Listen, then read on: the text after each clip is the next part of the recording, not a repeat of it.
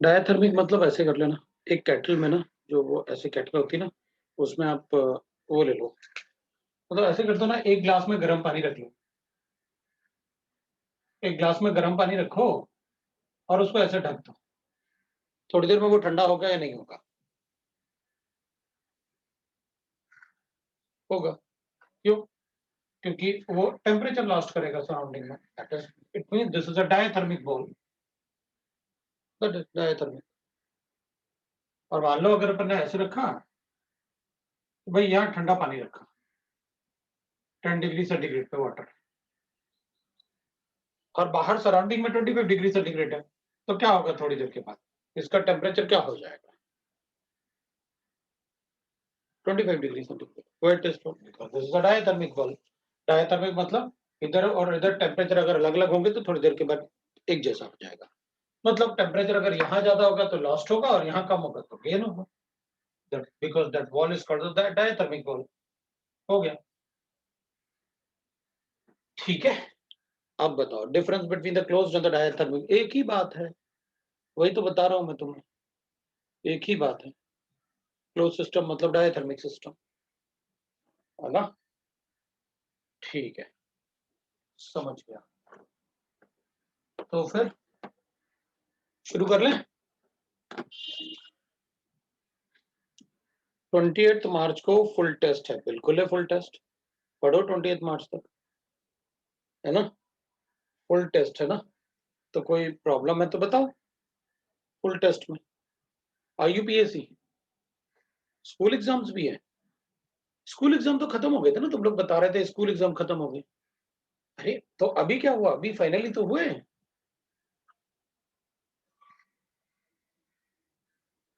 अभी final exam ही तो हुए हैं।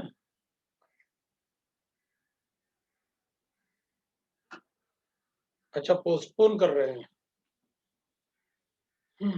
टिल 27।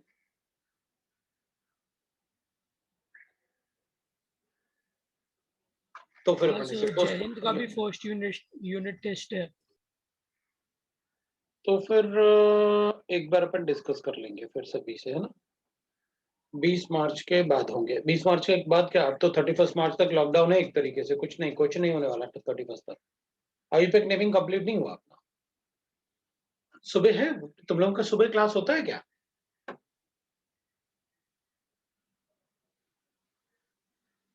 सुबह क्लास है तो संडे को कर लेते हैं, लेकिन संडे मॉर्निंग तो इस बार अपनी क्लास है, 7:30 से 12 होता है स्कूल में।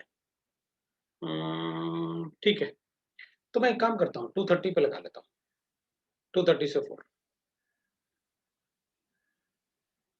मेजर टेस्ट में आइसोमेरिज्म नहीं आएगा, ठीक है? और AP2 वालों का तो कुछ हुआ ही नहीं, उनका क्या आएगा, उनका तो रियल गैस ही चल रहा है। वो तो वैसे ही बेचारे गए, उनको उनको तो मना ही कर दूंगा मेजर टेस्ट देने के लिए, भैया आप लोग मत दो मेजर टेस्ट। 4:15 से 10, 11 से 3 क्लास। कब क्लास है? नहीं, पहले देख लेता हूँ मैं, मतलब किस टाइम तुम लोग फ्री रहोगे उसी के हिसाब से क्लास लगा दूंगा, जब तुम लोग फ्री रहोगे। AC2 का तो, हाँ AC2 और AC1 का तो हो गया। आयुपेक नेमिंग उनका थोड़ा सा पार्ट बचा हुआ है बस, बाईसाइक्लो कंपाउंड वाला, बाकी उनका कंप्लीट है। AC1 और AC2 जब तुम्हारा एग्जाम था तो मैंने उनका करवा दिया था।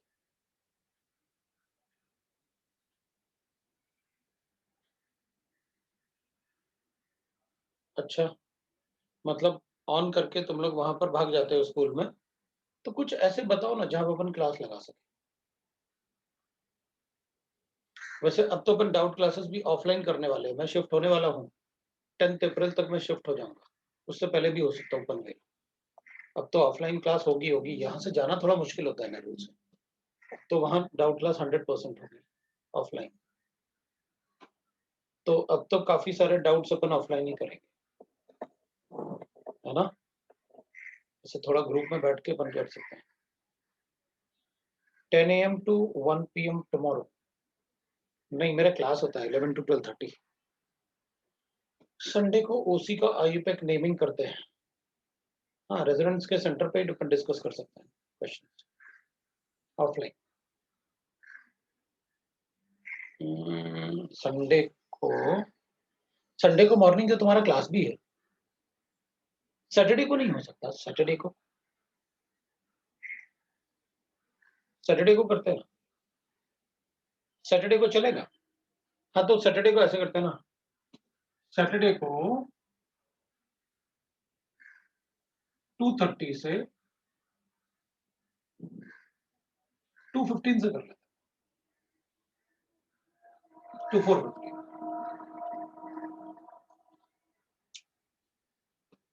College 11 to 3। अरे हाँ तो AC2 वालों का तो हो चुका ना। आयुपेक नेमिंग की बात कर रहा हूँ, AC2 वालों का तो हो चुका ना, AP1 वालों का ही तो बचा हुआ है। सैटरडे को कोई क्लास नहीं है रेजू की। अब तो मजा आ गया।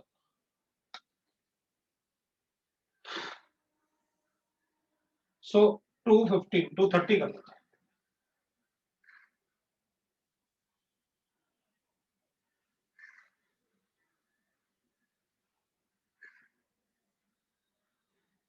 जब तक अपन आयुपेक नेम कंप्लीट नहीं कर लेते सैटरडे को। खत्म करते हैं, ये पढ़ा हुआ है फालतू में परेशान कर रहा है। उसमें बचा क्या है अपना, एलिफेटिक वाले थोड़े से पार्ट बचे हुए हैं, साइक्लिक और एरोमेटिक करके मैं रुक जाऊंगा, क्योंकि फिर AC1 और AC2 वालों का नहीं हुआ है।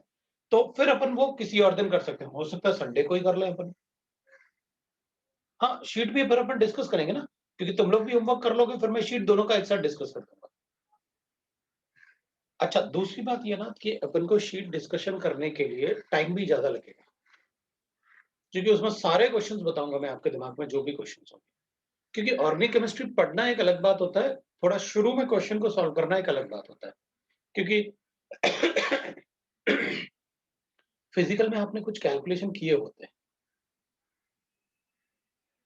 AC1 AC2 कभी भी ज्वाइन कर सकते हैं, मतलब ऐसे ना 2:30, अगर मान लो आपका 3 o'clock तक वो है स्कूल, उसके बाद आप चाहते हो कि मैं 3 o'clock या 3:30 से ज्वाइन करना है, करो, कोई प्रॉब्लम नहीं।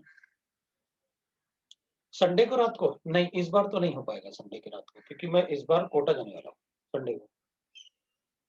तो संडे को इवनिंग में कोटा जाऊंगा, मंडे भी कोटा में रहूंगा, ट्यूसडे वापस आऊंगा, है ना। तो AC1 AC2 ज्वाइन कर सकते हैं, इसको कोई प्रॉब्लम नहीं, जब वो फ्री हो जाएंगे तो ज्वाइन कर।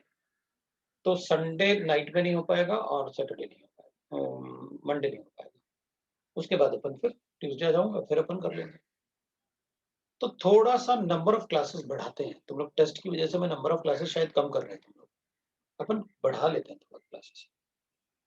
ठीक है चलो शुरू कर लेते हैं। तो नंबर ऑफ क्लासेस में थोड़ा सा बढ़ाऊंगा, ताकि अपन ओसी में ना, अभी अपना जीओसी भी पढ़ाओ, मैं चाहता हूँ जीओसी भी हो जाए। प्लान तो मेरा ये है कि केमिकल काइनेटिक्स भी हो जाए, लेकिन तुम लोग आते ही नहीं, तुम लोग पता नहीं कहाँ भाग जाते हैं। मुझे लगता है तुम लोगों की क्लासेस हैं तो ज्यादा वो नहीं करता। अगर तुम लोग थोड़ा सा ज्यादा मतलब क्लास कर लो तो मैं काफी कुछ कंप्लीट कर सकता हूँ। हाँ अपन पढ़ रहे थे थर्मोडायनेमिक्स, अपन कंटिन्यू रखते हैं थर्मोडायनेमिक्स को, है ना। थोड़ा सा क्लासेस का नंबर ऑफ क्लासेस अगर तुम लोग बढ़ाने के लिए तैयार हो जाओ, या मॉर्निंग में या इवनिंग में कभी ऐसे ना, तो अपना काम बन जाएगा। इंक्रीज कर दूं तो इंक्रीज कर देता हूँ, ठीक है ना, थोड़ा क्लासेस इंक्रीज कर लेता हूँ। हाँ फ्रीक्वेंसी इंक्रीज करेंगे ना। और अगर कोई छुट्टी वाला दिन होता है ना, तो तुम लोग बता दो कि इस दिन हमारी छुट्टी है, उस दिन अगर छुट्टी होगा तो थोड़ा ज्यादा क्लास, मतलब थोड़ा सा बड़ा क्लास लगा लें, क्योंकि केमिस्ट्री में जितना ज्यादा बड़ा क्लास होता है ना, उतना ज्यादा फायदा होता है। फिजिक्स और मैथ्स में मुझे नहीं पता, वहां तो मुझे लगता है जब मेरे पढ़ने के हिसाब से तो उनका छोटा ही क्लास ठीक रहता है। केमिस्ट्री में बहुत सिलेबस होता है ना। और नो डाउट स्क्रीन पे भी प्रॉब्लम तो होता है। हाँ स्कूल में तो तुम लोग ऐसे बताओ ना कि एक दिन तुम लोग स्कूल मतलब मिस कर सकते हो, वो दिन बता देना। अच्छा अभी अपन पढ़ते हैं, तो मुझे संडे को बता देना, या संडे तक मैं सोच के बता दूंगा कि इस दिन तुम छुट्टी मार दो स्कूल से, तो स्कूल से छुट्टी मार दो मतलब उनका फोन ऑन करके भी रख दो, लेकिन फिर अपन दूसरे गैजेट पे फिर गैजेट 2 चाहिए पड़ेंगे ना, फोन भी तो 2 चाहिए पड़ेंगे, है ना? तो ठीक है, अपन कुछ ना कुछ तो करेंगे। अभी अपन थर्मोडायनेमिक्स की बात करते हैं, तो पढ़ लेते हैं बेटा, खत्म करते हैं किसको, थर्मोडायनेमिक्स को ना, क्योंकि ये भी थोड़ा टाइम लेगा अभी खत्म होने में, क्योंकि सेकंड लॉ, थर्ड लॉ ऐसे सब हैं। अभी तो अपन फर्स्ट लॉ ही पढ़ रहे थे। तो मैं एक दिन बताऊंगा जिस दिन आप छुट्टी मार देना, कि हम उस दिन छुट्टी मारते हैं। या तुम लोग भी बता सकते हो इस दिन हमारा ज्यादा कुछ नहीं होता, आप इस दिन छुट्टी मतलब बोलो तो हम लोग ले लें, तो अपन फिर उस दिन अपन पढ़ लेंगे। क्योंकि फिर अगर थोड़ा सा ऐसे ही चलना है तो अपन फिर एनसीईआरटी वगैरह भी डिस्कस करना शुरू करें एक एक चैप्टर करके, तो अपना रिवीजन टाइप भी हो जाएगा अगर एनसीईआरटी अपन डिस्कस करेंगे, तो डिस्कशन अपना हो जाए, वही बड़ी बात है अपने लिए, डिस्कशन भी चलेगा। कभी भी छुट्टी ले सकते हो, तो ठीक है, फिर मैं एक दिन बताऊंगा तुमको कि एक दिन कौन सा छुट्टी आप ले लो, ठीक है ना? तो उस दिन ले लेना। लास्ट टाइम अपन थर्मोडायनेमिक्स में पढ़ रहे थे एडियाबैटिक प्रोसेस।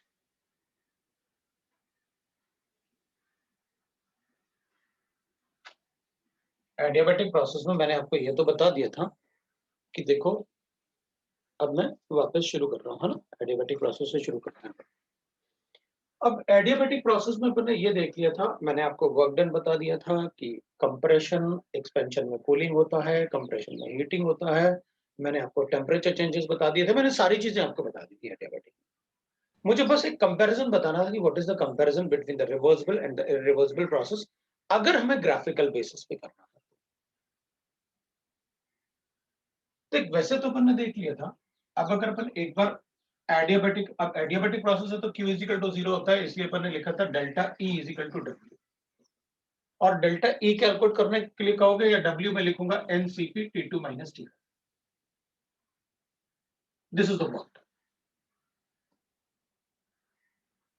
अपन को एक बात पता है, अपन CV लेंगे क्योंकि अपन को डेल्टा E गिवन है, अगर डेल्टा H होता तो कांस्टेंट प्रेशर लेते, इसको अपन ऐसे भी लिख सकते हैं, इसको अपन R अपन गामा माइनस 1 लिख सकते हैं। CP माइनस CV मैंने कैलकुलेट करके आपको बताया था, ऐसे कैलकुलेट किया था ना अपन ने, CP minus CV is equal to R, फिर अपन ने CV से डिवाइड कर लिया था, तो क्या बना था अपन को, गामा माइनस ये तो 1 हो गया is equal to R by C, तो CV को अपन क्या लिख सकते हैं, R बाय गामा माइनस। और इससे मैं ऐसे लिख सकता हूँ वर्क डन को, तो ये तो NRT हो गया ना, और अपन को पता है PV is equal to NRT होता है, तो अगर ये T2 है तो N तो number of moles of gas है, ये R है, तो अगर T2 होगा तो P2 कर लेंगे और इसको P1 V1 कर लेंगे अगर ये NRT1 होगा तो। अच्छा, इसका मतलब मैं इसमें वर्क डन भी लिख सकता हूँ, कैसे भाई? NRT को मैं क्या लिख सकता हूँ, P2 V2 P1 V1 divide by gamma minus 1। अब आप प्रोसेस आपका रिवर्सिबल हो या इररिवर्सिबल हो, वर्क डन तो मैं ऐसे ही कैलकुलेट करूंगा, इससे मुझे फर्क नहीं पड़ता कि वर्क डन रिवर्सिबल है या इररिवर्सिबल है। रिवर्सिबल है तो भी ऐसे ही कैलकुलेट करूंगा, इररिवर्सिबल है तो भी ऐसे ही कैलकुलेट करूंगा। इररिवर्सिबल के केस में अपन कहते हैं वो टेम्परेचर डिफरेंस कम होता है ना, तो अपन डैश लिख के बढ़ाता। और T2 कैलकुलेट भी कैसे करते हैं मैंने आपको लास्ट टाइम बताया था, ठीक है? तो अपन क्या करेंगे, इसमें अपन लिखेंगे, ठीक है भाई, अपन को पता चल गया कि कैसे आपको डेल्टा लिखना है, ठीक है ना? तो अपन को डेल्टा पता भी चल गया था। अब मैं इसको हटाने वाला हूं, तो रिवर्सिबल हो या इररिवर्सिबल हो, वर्क डन तो इसी से कैलकुलेट किया जाएगा, work done will be equal to the right ना decrease in internal energy, that is delta E. The heat content of any reaction will be the internal energy, because heat content मतलब कुछ भी heat अगर present है तो वो delta E में अपन ने लिखा था ना कि the sum of all type of energies in any system is called internal energy, अपने लिखा था। तो इसमें मैं पहले रिवर्सिबल प्रोसेस की बात कर लेता हूँ, ठीक है भाई? रिवर्सिबल प्रोसेस है, तो रिवर्सिबल प्रोसेस में तो मैं ऐसे लिखूंगा, इसमें तो अपन कहेंगे भाई रिवर्सिबल प्रोसेस में तो अपन कहते हैं कि भाई उसमें पीवी अगर डायग्राम बनाओगे आप, प्रेशर वॉल्यूम का डायग्राम अगर अपन बनाएंगे तो इधर अपने पास P1 गिवन है, और एक्सपेंशन की बात कर रहे हैं अपन, रिवर्सिबल एक्सपेंशन की पहले बात कर लेते हैं भाई, रिवर्सिबल एक्सपेंशन की बात करें तो अगर अपन रिवर्सिबल एक्सपेंशन की बात करेंगे तो अपन को पता है ऐसे बनाओ क्या, ये V2 वाले, ये V1 वाले, तो अपन वर्क डन बता देंगे, what will be the work done, ये P2 मतलब ये फाइनल टेम्परेचर P एक्सटर्नल हो जाएगा अपने लिए, P2 तक एक्सपेंशन होगा, तो अपन एक्सपेंशन ऐसे बता सकते।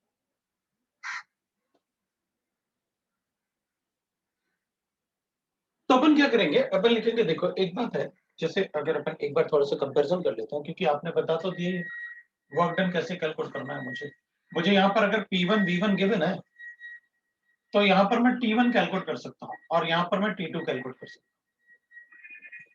मुझे अगर आप ऐसे ही ग्राफ, तो आपने इसमें बनाया था पीवी ग्राफ जो था वो आइसोथर्मल रिवर्सिबल प्रोसेस में भी तो आपने ऐसे ही बताया था, तो फिर इन दोनों में डिफरेंस क्या होगा, तो अपन पता क्या करेंगे, अपन जल्दी से ये कैलकुलेट करेंगे, अगर ये वैल्यू गिवन है ना V1 और P1, तो अपन कहेंगे ठीक है P1 V1, और इधर अपन कैलकुलेट करेंगे P2 V2। अगर ये दोनों बराबर हैं मतलब अपन को पता चल गया आइसोथर्मल प्रोसेस। अगर ये दोनों बराबर नहीं, P1 V1 is not equal to P2 V2, इसका मतलब तुरंत पता चल गया अपन को ये रिवर्सिबल प्रोसेस तो है लेकिन ये आइसोथर्मल नहीं है क्योंकि टेम्परेचर चेंज हो रहा है। तो इसका मतलब है कि अपन को एक्सटेंसिवली ये चेक करना होगा कि ध्यान रखना होगा, अच्छा P1 V1 is not equal to P2 V2, इसका मतलब ये एडियाबैटिक प्रोसेस है, आइसोथर्मल तो नहीं है, ये अपन को पता है। ठीक है, तो फिर तो इसमें P1 V1 is equal to P2 V2 मत, और वैसे भी अपन को पता है PV is equal to constant, ये इसका इक्वेशन ऑफ स्टेट है, इसका equation PV is equal to constant था। तो इसका इक्वेशन तो अपन को पता है, PV will be equal PV to the power of gamma is equal to constant, ये इसका इक्वेशन है। अगर अपन कहेंगे अच्छा ठीक है, एक बात देखते हैं अपन कि अगर मान लो मुझे P1 V1 का वैल्यू गिवन है, सपोज कर लेते हैं ये अपने पास 5 एटमॉस्फेयर गिवन है, ये अपने पास 2 एटमॉस्फेयर गिवन है, मैंने इसको 5 into 2 10 हो जाएगा अपने पास। अगर मान लो वॉल्यूम को मैंने इधर 5 कर लिया तो अपन कहेंगे भाई यहाँ पर प्रेशर क्या हो जाएगा, 2 हो जाएगा, क्योंकि 10 P1 V1 is equal to 5 into 10, इसमें भी अपन ऐसे कर लेंगे। दूसरा नंबर ले लेते हैं, हमें क्या फर्क पड़ेगा, अपन कुछ ऐसे नंबर ले लेते हैं जिससे कि अपन थोड़ा सा इजीली कैलकुलेट कर पाए। सो 6 और 2 लेंगे तो 12 आ जाएगा। तो अगर अपने पास यहाँ पर 3 है और अपन ने वॉल्यूम को डबल किया, तो जब आप यहाँ पर प्रेशर को एक बार चेक कर लेते हैं तो भाई यहाँ पर P इंटू वी हो गया, अपने पास प्रेशर ज्यादा था, वॉल्यूम प्रेशर कम यहाँ तक है, वॉल्यूम ये था, अपन ने वॉल्यूम 4 तक चेंज किया, तो अपन कहेंगे P2 V2 4, ये तो 8 आ रहा है अपने पास, 12 चाहिए तो फिर ये 6 हो जाएगा। नहीं 6 क्यों, मुझे तो ये वॉल्यूम अपने पास कितना है 3 था, तो ये हो जाएगा अपने पास 18, तो अगर ये 2 है तो ये 9 हो जाएगा। अपन P2 V2 ऐसे कैलकुलेट कर लेंगे ना, दिस इज P2, वो अपन कैलकुलेट कर लेंगे, ये अपन को गिवन है। तो अपन कहेंगे ठीक है, अगर अपन ने तुरंत चेक कर लिया कि भाई इन दोनों का प्रोडक्ट क्या आया P2 V2 और ये P1 V1 they are equal, it means that it is a isothermal process, तो अपन बता देंगे। अब अपन कहेंगे भाई P1 V1 अपन को बताना है, आइसोथर्मल की बात कर रहे हैं अपन है, तो अपन कहेंगे 6 into 3 ये 18 है P1 V1, और P2 V2 कितना है, दैट इज 2 into 9 ये भी 18 है। हाँ तो आइसोथर्मल प्रोसेस है ये, अपन को कोई नहीं, समझ में आया, ये अपना आइसोथर्मल प्रोसेस है। ठीक है भाई, समझ में आ गया। अब अपन एक काम करते हैं, अपन कहेंगे अच्छा ठीक है मेरी मर्जी, मैंने आपसे कहा इसमें, अब अपन एक आइसोथर्मल की बात करते हैं और फिर देखते हैं क्या हो रहा है। ठीक है, तो अपन कहेंगे अच्छा आपने कहा पीवी है, अगर मैं मान लेता हूं, सपोज करते हैं कि अपने पास ये P1 जो गिवन है वो 6 गिवन है और V1 मुझे गिवन है 3, P2 जो गिवन है मुझे वो सपोज करते हैं अपन 2 गिवन है, और ये रिवर्सिबल प्रोसेस है, और V2 मुझसे कहा गया कैलकुलेट करो, तो अपन कहेंगे अच्छा ये बताओ कि इधर मतलब इन दोनों का प्रोडक्ट जो है वो 18 आ रहा है, तो इन दोनों का प्रोडक्ट अगर 18 आएगा तो मैं कहूंगा इट इज आइसोथर्मल प्रोसेस, और नहीं आया, अगर V2 का वैल्यू 9 नहीं आया तो बता दूंगा कि it is a adiabatic process. इसमें ये अपन कहेंगे टेम्परेचर चेंज हो रहा है इसमें भाई। तो पता कैसे चलेगा? तो अपन कहेंगे पहले आप, अगर ये एडियाबैटिक प्रोसेस है तो गैस बताओ कौन सा है। अपन ने कहा ठीक है भाई, मोनोएटॉमिक गैस है। कौन सी गैस है मोनोएटॉमिक? चलो हीलियम गैस है। आपने कहा ये 1 मोल ऑफ हीलियम गैस है, इधर भी 1 मोल ऑफ हीलियम गैस। तो अपन कहेंगे हमें क्या फर्क पड़ता है, 1 मोल ऑफ हीलियम गैस है ना, कांस्टेंट प्रेशर है ना, तो भी हमें फर्क नहीं पड़ता, क्योंकि एडियाबैटिक इसमें आइसोथर्मल आ रहा है, मुझे कोई फर्क नहीं पड़ता। इसमें अगर अपन मैं कैलकुलेट करूंगा तो इसमें तो अपन ने P1 V1 is equal to P2 V2, अपन को पता था कि अगर इसमें V2 नहीं भी गिवन होता ना तो मैं कैलकुलेट करके बता देता कि V2 कितना है, अगर आइसोथर्मल प्रोसेस है। अगर ये 9 आ रहा है इसका मतलब आइसोथर्मल प्रोसेस है। इसमें चेक कर लेते हैं, लेकिन इसका P1 V1 is equal to P2 V2 तो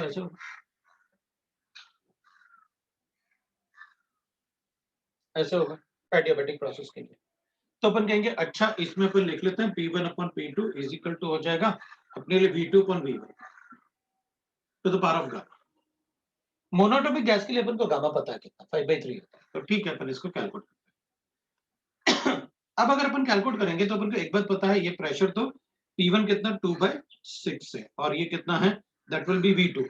सो V2 अपन को कैलकुलेट करना है, वॉल्यूम V3 अपन को 3 गिवन था, और ये वैल्यू अपन को पता है 5/3 होगा। Gamma is 5/3।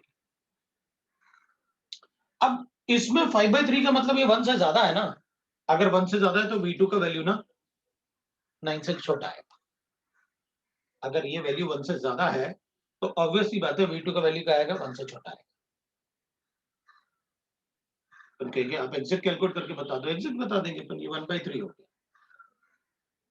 तो ये 1/3 हो गया इज इक्वल टू 5/3 हो गया इनटू अपने पास हो गया दैट इज लॉग ऑफ, मैं दोनों तरफ लॉग ले लिया मैंने। लॉग ऑफ अपने पास कितना आया, दैट इज V2/3, ये आ गया अपने पास। तो अपन कहेंगे ठीक है भाई, आप सॉल्व कर लो इसको। लॉग ऑफ 1/3 अपन को पता है that will be equal to -3 मतलब 0.4 इज इक्वल टू 5/3 ले लेता हूं, और log ऑफ V2 कर देता हूं। log ऑफ V2 -0.48, ये आ जाएगा अपने पास भाई। log ऑफ 3 हो जाएगा ना, माइनस log ऑफ 3, तो अपने पास ये आ गया। अब अपन मल्टीप्लाई कर लेते हैं भाई, इधर -0.48 डिवाइडेड बाय, मैं कर लेता हूं क्या, multiply by 3 divide by 5 is equal to log of V2 और -0.48 आ गया।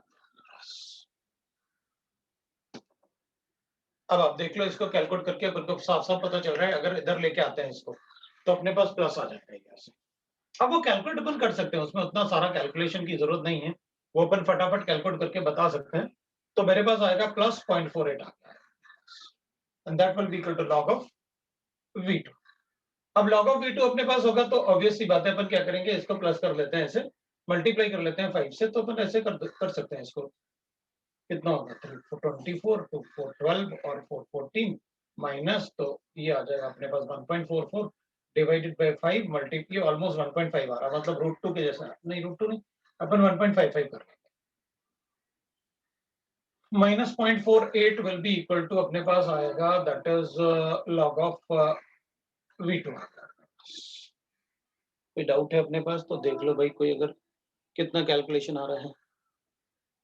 6/2 ही तो किया था अपन ने, कुछ गड़बड़ किया क्या? P1/P2 ही तो है। अच्छा ये 6/2 था, सॉरी P1/P2 जो ना 6/2 था।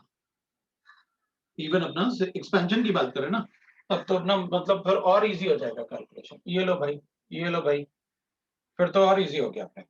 log 3 है ना, log 3 इज 10, तब तो बहुत इजी हो गया अपने।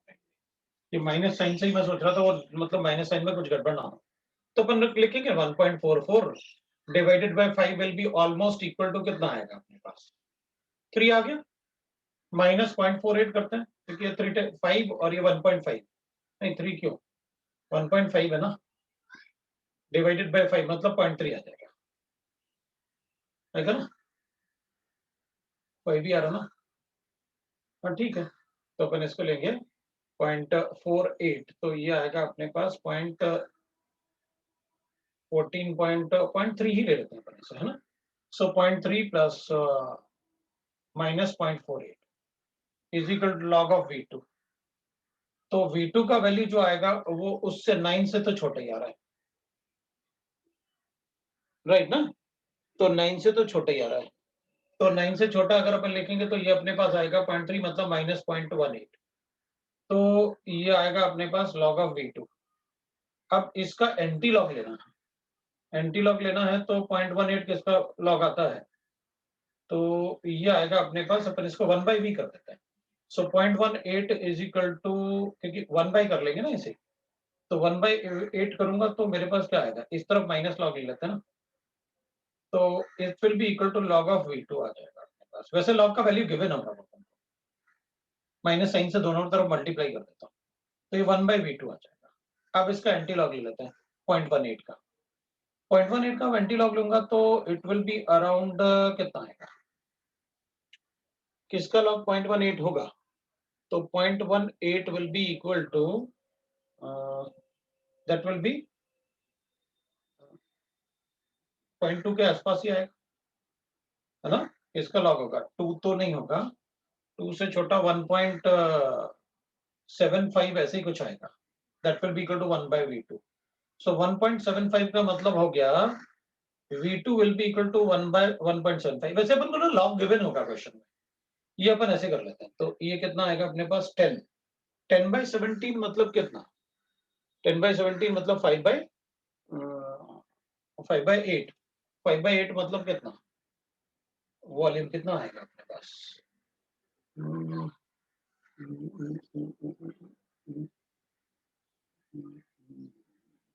कहीं कुछ गड़बड़ तो नहीं किया मैंने, क्योंकि वो इतना वैल्यू बहुत छोटा आ रहा है अपना, तो V2 का वैल्यू इतना छोटा थोड़ी होना चाहिए। एक बार अपन चेक कर लें, ये 3 से अपन ने कैंसिल किया क्योंकि वो तो बहुत छोटा आ रहा है, 3 से कैलकुलेट किया तो मैंने क्या किया, सही तो किया, 3 आया तो log 3 लिखा, लॉग लिया दोनों तरफ तो log ऑफ 3 लिखा मैंने 0.48, और ये तो पावर में था तो मैंने 5/3 किया, log ऑफ V2 अपॉन 3 किया, log ऑफ V2 अपॉन 3 तो बचा अपने पास, V2 किया माइनस log ऑफ 3 किया, तो log ऑफ 3 तो 0.48 होता है, तो इधर लेके आया तो प्लस किया,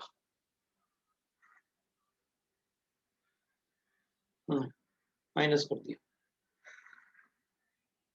वो भूल गया ना, वो इधर 6/2 तो किया, इधर माइनस कर दिया,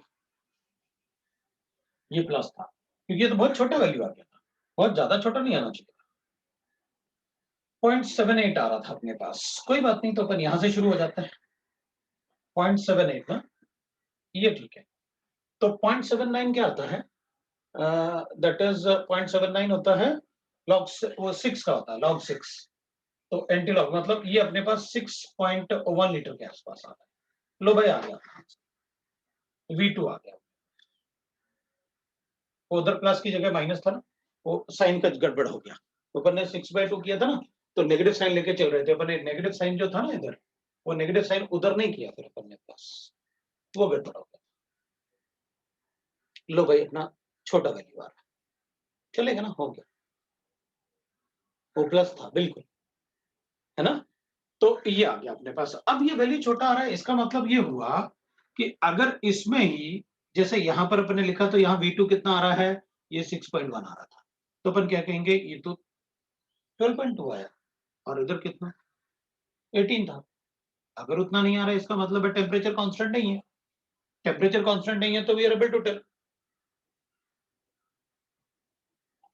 गामा का वैल्यू क्वेश्चन में दिया होगा, बिल्कुल नहीं है ऐसा, तो आपको पता होना चाहिए, बताया तो था मैंने, गामा के सारे वैल्यूज तो बताए हैं आपको, सीपी और सीवी के वैल्यूज, मोनोएटॉमिक, डायटोमिक, ट्राइएटोमिक, मोनोएटॉमिक के लिए 5/3 सीपी और सीवी 3/2, मोनो डायटोमिक के लिए सीपी 7/2 और सीवी 5/2, तो लिखा तो मैंने सारा ही तो लिखे हुए हैं, ठीक है, तो मुझे बस ये बताना था कि टेम्परेचर अगर कांस्टेंट नहीं होगा, अगर टेम्परेचर कांस्टेंट नहीं है तो एडियाबैटिक प्रोसेस है, और वो मैंने आपको कैलकुलेट करके बता दिया, ये इस इक्वेशन को फॉलो करेगा, गामा का वैल्यू हमेशा क्या होगा, 1 से ज्यादा होगा, तो इसका मतलब है कि एडियाबैटिक प्रोसेस में जो वॉल्यूम चेंज होता है वो कम होता है, तो अगर एडियाबैटिक प्रोसेस में वॉल्यूम चेंज कम होगा तो वर्क डन अपना क्या था, वर्क डन तो अपन को पता है क्या होता है कि भाई work done P external into delta we लिखते थे अपन। तो अगर वॉल्यूम चेंज कम आ रहा है, भाई डेल्टा वी का वैल्यू आइसोथर्मल में ज्यादा आ रहा था, एडियाबैटिक में कम आ रहा है, इसका मतलब है कि the work done in isothermal reversible expansion is greater than isothermal greater than. अगर मेरे पास ऐसे गिवन है, अब देखते हैं अपन ने जो लिखा था कि अगर मान लो अपन ने P1 लिखा था 6 और P2 अपन ने लिखा था 2, ठीक है ना। तो अपन अज्यूम करेंगे कि अभी अपन ने क्या कैलकुलेट किया, अपन ने कैलकुलेट किया V2, ये अपने पास V1 था। अब मैंने V2 को क्या लिख रहा हूं, फाइनल वॉल्यूम को लिखता हूं एडियाबैटिक वाला वॉल्यूम जो 6.1 अपन ने कैलकुलेट किया था, ये एडियाबैटिक का वॉल्यूम। तो अगर ये आइसोथर्मल का वॉल्यूम होता तो फिर ऐसा ग्राफ ऐसा, आइसोथर्मल का वॉल्यूम में ज्यादा चेंज आता। अपन ने प्रेशर दोनों केस में 2 लिया था, प्रेशर अपन ने दोनों ही केसेस में, क्योंकि P1 अपन P2 तो अपन ने ही लिखा था ना, P1 अपन P2 तो लिखा था ना दोनों ही केसेस में, इसको 6 और इसको 2 लिखा था अपन दोनों ही केसेस में। तो प्रेशर को एक जैसा रखोगे तो वॉल्यूम अलग आएगा, ये आइसोथर्मल वाला वॉल्यूम। इसका मतलब है अगर आप आइसोथर्मल एक्सपेंशन करते हो सेम प्रेशर से तो फिर ज्यादा वॉल्यूम चेंज किस में आएगा, ज्यादा वॉल्यूम चेंज आइसोथर्मल में आएगा। तो अपन कहेंगे ये आइसोथर्मल के एक्सपेंशन का ग्राफ है और ये एडियाबैटिक के एक्सपेंशन का ग्राफ। तो ज्यादा बड़ा ग्राफ किसका होगा, इसका मतलब है अगर हम एक्सपेंशन की बात करें, वर्क डन इन एक्सपेंशन, तो किसमें बड़ा ग्राफ दिख रहा है अपन को, आइसोथर्मल, बता देंगे अपन। और स्लोप किसका ज्यादा है, ऑब्वियसली बात है, अपन को दिख रहा है किसका ज्यादा। और ऐसा क्यों हो रहा है, बिकॉज इसमें एडियाबैटिक प्रोसेस में टेम्परेचर चेंज होगा और वहां equation of status PV to the power of gamma, और गामा का वैल्यू 1 से बड़ा है हमेशा। इसलिए अपन कहेंगे ठीक है भाई कोई बात नहीं, वर्क डन एडियाबैटिक प्रोसेस तो ये था, ये वर्क डन एडियाबैटिक प्रोसेस था, और work done isothermal process is this, ये आइसोथर्मल प्रोसेस का वर्क डन टोटल, तो कैलकुलेट दैट। चलो ठीक है, हमने एडियाबैटिक और आइसोथर्मल में दोनों में ये चेक कर लिया कि किस केस में वर्क डन एक्सपेंशन में ज्यादा होता है, ठीक है। तो यहाँ वॉल्यूम से अपन को पता चल गया, लेकिन अभी अपन अगर मुझे reversible expansion of adiabatic process given है तो वर्क डन कैसे कैलकुलेट करूंगा, तो मैं कहूंगा W will be equal to delta E and that will be equal to N CV into T2 minus, that is the work. और इसको अपन ऐसे भी लिख सकते हैं N R T2 माइनस, इसको R अपन गामा माइनस 1 लिख सकते हैं ना अपन। तो जैसे ऊपर लिखा हुआ है अपने पास लिखा हुआ है तो अपन बता सकते हैं P2 V2 minus P1 V1 divided by gamma minus, ऐसे भी वर्क डन लिख सकते हैं। मतलब एडियाबैटिक में भी अगर मुझे P1 V1 गिवन है और P2 V2 गिवन है तो मैं उससे भी वर्क डन कैलकुलेट कर सकता हूं, मुझे टेम्परेचर कैलकुलेट करने की जरूरत नहीं है बार बार। अगर मुझे P1 V1 गिवन है, P2 V2 गिवन है और गिवन है कि वो एडियाबैटिक प्रोसेस है, ठीक है खुद ही कैलकुलेट कर दूंगा, फिर वो इन्वर्ट कन्वर्ट करने की जरूरत नहीं है ना टेम्परेचर, तब भी मैं कैलकुलेट करके बता सकता हूं। So this is the work done for a reversible adiabatic expansion. तो Q तो 0 था और डेल्टा ई क्या आ जाएगा, तो अपन कहेंगे देखो भाई एक्सपेंशन के लिए वर्क डन क्या होता है, नेगेटिव, तो Q क्या होगा, नेगेटिव, क्योंकि डिक्रीज हो जाएगी ना एनर्जी। अपन ने delta E is equal to Q, delta E is equal to W है, अगर डब्ल्यू का साइन नेगेटिव होगा तो डेल्टा ई का साइन भी नेगेटिव होगा। और एक्सपेंशन के लिए अपन ने कहा था कोई कैलकुलेशन मत करो, आपको पता है केमिस्ट्री में वर्क डन मतलब ये V2 माइनस V1, अगर एक्सपेंशन की बात करोगे तो ये बड़ा होगा इससे, इसलिए वर्क डन हमेशा नेगेटिव होगा एक्सपेंशन का, और कंप्रेशन में ये छोटा होगा इससे, ये वैल्यू नेगेटिव आएगी इसलिए वर्क डन पॉजिटिव आता है। वो कॉमन सेंस से अपन हमेशा याद रखेंगे। तो डेल्टा एच, अब अगर डेल्टा ई अपने पास है तो डेल्टा एच का क्या करें, अपन ने डेल्टा एच, ये तो हमेशा पढ़ रहे हैं क्योंकि ये सारे टर्म अपन डिस्कस कर चुके हैं, ये मैं इन टर्म्स की बात करता हूं। तो अपन कहेंगे अगर आप डेल्टा एच की बात करोगे तो delta H will be, isothermal था तो 0 लिखा था आपने, तो इसमें तो अपन कहेंगे डेल्टा एच 0 नहीं होगा इसमें, मैं इसको ऐसे कर सकता हूं। तो इस केस में delta E is equal to है N C V D T, और डेल्टा एच होता तो मैं लिखता N C P D T. Constant pressure पे करते हैं ना हम लोग एनर्जी चेंज। तो अगर मैं इन दोनों को डिवाइड कर लूं तो ठीक है ना, ये सीवी अपॉन सीपी है ना, अपन सीपी अपॉन सीवी लिख सकते हैं। तो delta H upon delta E कर लेते हैं, तो delta H upon delta E मतलब सीपी अपॉन सीवी मतलब गामा होगा। इसका मतलब है टेम्परेचर चेंज हो रहा है ना, क्योंकि और अपन को पता है delta H is equal to delta E plus delta, that is NRT. अगर टेम्परेचर में चेंज आ रहा है तो ऑब्वियसली बात है मुझे ये चेंज करना पड़ेगा, क्योंकि ये तो मुझे पता है। तो how can you say that अगर ये वैल्यू है और ये 0 हो जाए, पॉसिबल ही नहीं। तो कैसे कैलकुलेट करें, बड़ा इजी होगा। अगर अपन को एटॉमिसिटी गिवन है गैस का, गामा का वैल्यू पता है, अपन को पता है कांस्टेंट वॉल्यूम पे ऐसे लिखते हैं, कांस्टेंट प्रेशर पे ऐसे लिखते हैं, will get the value delta H क्या होगा, क्योंकि डेल्टा ई तो अपन को पता है ना, वर्क डन कैलकुलेट करोगे तो डेल्टा ई तो आएगा, राइट। अब इसमें एक और बात होगा, heat capacity. So will write that specific heat capacity है।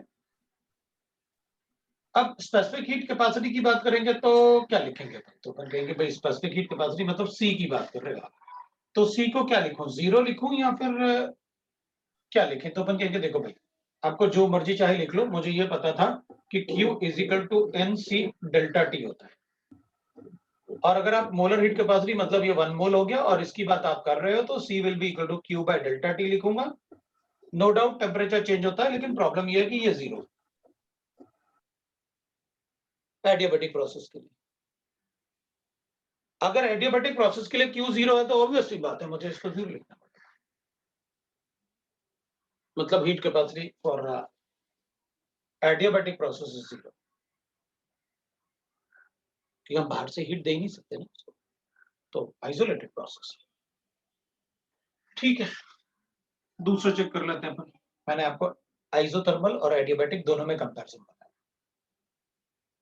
अगर मान लो मैं इररिवर्सिबल प्रोसेस की बात करता हूं, इररिवर्सिबल नहीं, पहले रिवर्सिबल,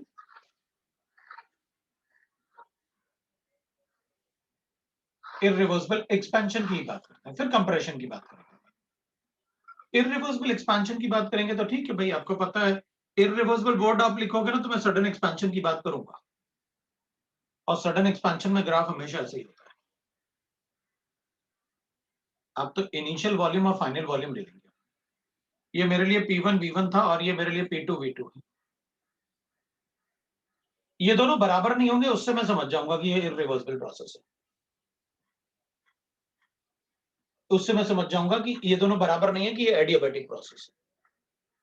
इररिवर्सिबल तो ग्राफ देख के ही समझ गया, आपने सडन एक्सपेंशन लिखा, इसमें कोई पाथ नहीं बताया ना, इसमें पाथ बताया आपने, एक्सपेंशन लिखा था। यहाँ एक्सपेंशन तो है, लेकिन अगर ये दोनों इक्वल होंगे तो बता दूंगा इट्स आइसोथर्मल प्रोसेस, और अगर ये दोनों इक्वल नहीं है इसका मतलब है दे आर एडियाबैटिक प्रोसेस। और अगर P1 V1 मुझे गिवन है और gas number of moles of the gas given है तो मैं कैलकुलेट कर लूंगा ना T2 - T1 PV = nRT लगा के। अगर ये दोनों गिवन है और नंबर ऑफ मोल्स गिवन है, मैं अपने आप ही T1 T2 कैलकुलेट कर लूंगा। लेकिन T1 T2 कैलकुलेट करने की जरूरत क्या है, अपन तो सीधा लिख देंगे भाई work done will be equal to minus P external into V2 - V1, ये वर्क डन। बट उसके लिए मुझे एक्सटर्नल प्रेशर गिवन होना चाहिए। अगर ये गिवन नहीं है तो अपन कहेंगे ठीक है delta E, work done will be equal to delta E तो होता ही है ना, तो minus N CV T2 - T1 कर लूंगा। लेकिन अगर इररिवर्सिबल है तो अपन को पता है T2 डैश ना, इररिवर्सिबल प्रोसेस में या तो ये टेम्परेचर हमें गिवन है, और नहीं गिवन है तो मैं कैलकुलेट कर लूंगा कैसे, W is not equal to delta ई।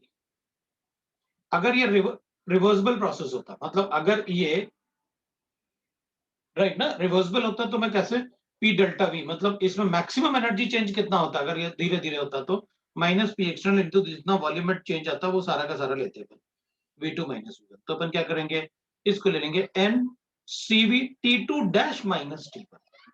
मतलब जितना वॉल्यूम चेंज किया ना उससे आपका टेम्परेचर में उतना चेंज नहीं आया, उसी को तो इररिवर्सिबल बोलते हैं।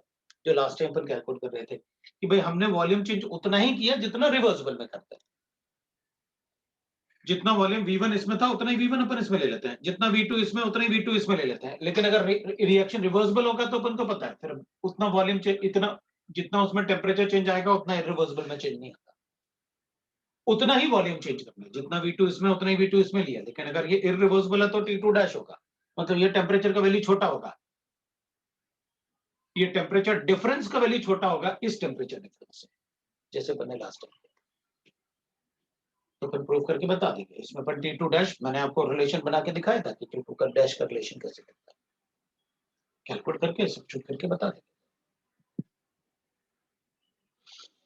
अब अपन अगर कंप्रेशन की बात करें तो जैसे आपने एक्सपेंशन किया वैसे ही कंप्रेशन करेंगे। द डिफरेंस विल बी आपका T1 ये होगा, T2 फाइनल टेम्परेचर ये होगा, और टेम्परेचर क्या होगा कंप्रेशन में बढ़ेगा बिकॉज कंप्रेशन से हीटिंग होता है।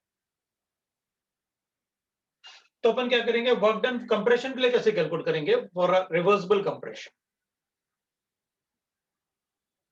अगर रिवर्सिबल कंप्रेशन होगा तो अपन कहेंगे उससे फर्क नहीं पड़ेगा अपन को, अपन ग्राफ तो ऐसे ही बनाएंगे।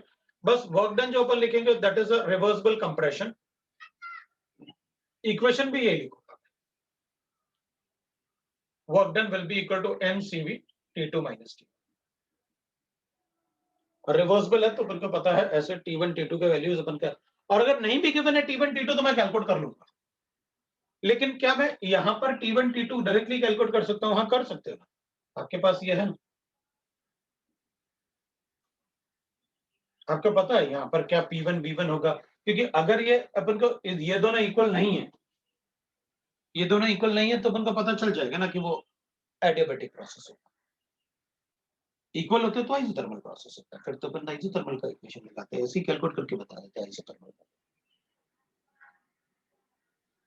अब PV to the power of gamma constant, लेकिन अपन को पता है ये जो इक्वेशन होते हैं ये इक्वेशन सिर्फ रिवर्सिबल में यूज हो सकते हैं, इररिवर्सिबल में यूज नहीं हो सकते। तभी तो अपन ने इस इक्वेशन से T2 डैश को कैलकुलेट किया था। यहां पर अगर मुझे टेम्परेचर की जरूरत पड़ेगी तो मैं इनको यूज करूंगा ना, PV to the power of gamma. तो अपन को क्या गिवन है क्वेश्चन में वो डिपेंड करेगा, अगर ये गिवन है तो इसको कन्वर्ट कर लो टेम्परेचर में, और अगर ये क्वेश्चन में गिवन है V1 V2 तो इसको कन्वर्ट कर लो टेम्परेचर में और अपना T2 कैलकुलेट कर लो। जैसे अपन ने कहा था मान लो टेम्परेचर कैलकुलेट करना है, ये गिवन है V1 और V2 गिवन है, तो इसको आप P फिजिकल nRT कर लो, तो nRT अपन क्या करोगे, आप V करोगे, इनटू क्या हो जाएगा V to the power of gamma is equal to constant. तो अपन क्या लिखेंगे, T into V to the power of gamma minus 1 is equal to constant. तो अपन क्या लिखेंगे, T1 V1 is equal to gamma minus 1 is equal to T2 V2 into gamma minus 1। तो आपने कहा T V1 और V2 आपको given है, T1 आपको गिवन है, T2 आप रिवर्सिबल प्रोसेस का कैलकुलेट करके बता सकते हो एडियाबैटिक के केस में। अगर T2 आ गया वर्क डन आ गया। ग्राफ ठीक है ऐसे ही बनाओगे आप, बस कंप्रेशन के लिए उधर को एरो बना दोगे कि वो कंप्रेशन हो।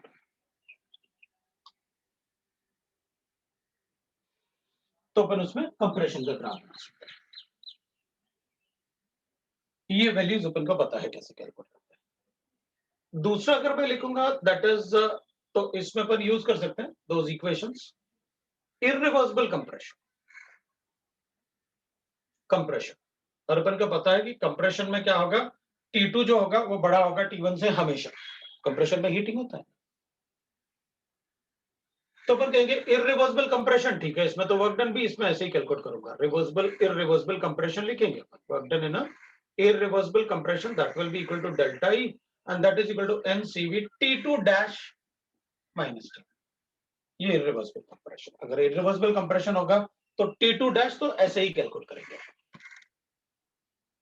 और इररिवर्सिबल प्रोसेस से कैसे पता चलता है, तो अपन को पता है सडन प्रोसेस हुआ तो इररिवर्सिबल है, any process which is carried out at a constant external pressure that is a irreversible process। या तो क्वेश्चन में लिखा होगा कि वो irreversible process।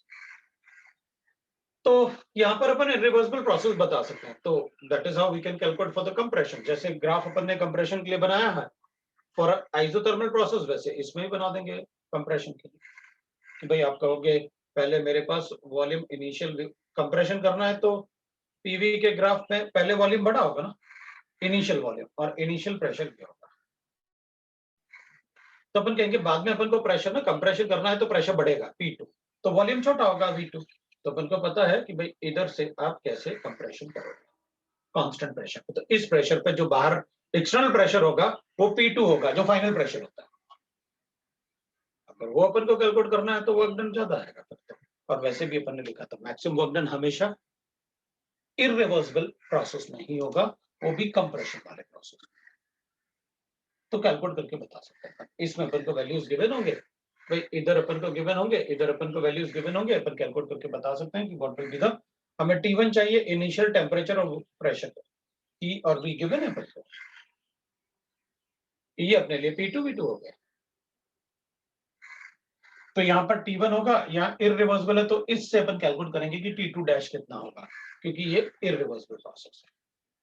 T1 अपन कैलकुलेट कर लेंगे ना, PV equal to nRT given होगा, नंबर ऑफ मोल्स हमें गिवन होंगे, प्रेशर वॉल्यूम मुझे गिवन है, इनिशियल कितना है तो टेम्परेचर कैलकुलेट कर लूंगा मैं, ये T1 हो गया। अब T2 कैलकुलेट करने के लिए मुझे इससे कैलकुलेट करना पड़ेगा what will be the T2, क्योंकि कंप्रेशन होगा तो इसमें जितना वॉल्यूम चेंज हुआ उतना टेम्परेचर में चेंज नहीं आया, तो अपन ने वो इरिवर्सिबल प्रोसेस। ठीक है, तो अपन वो कैलकुलेशंस कर लेंगे, कोई प्रॉब्लम। तो ठीक है, लेकिन वर्क डन के लिए फॉर्मूला सभी जगह एक ही होगा फॉर दैट एडियाबैटिक प्रोसेस। अब एडियाबैटिक प्रोसेस लास्ट से अपन ने काफी कुछ डिस्कस कर लिया था, हीट कैपेसिटीज अपन ने डिस्कस कर लिए थे।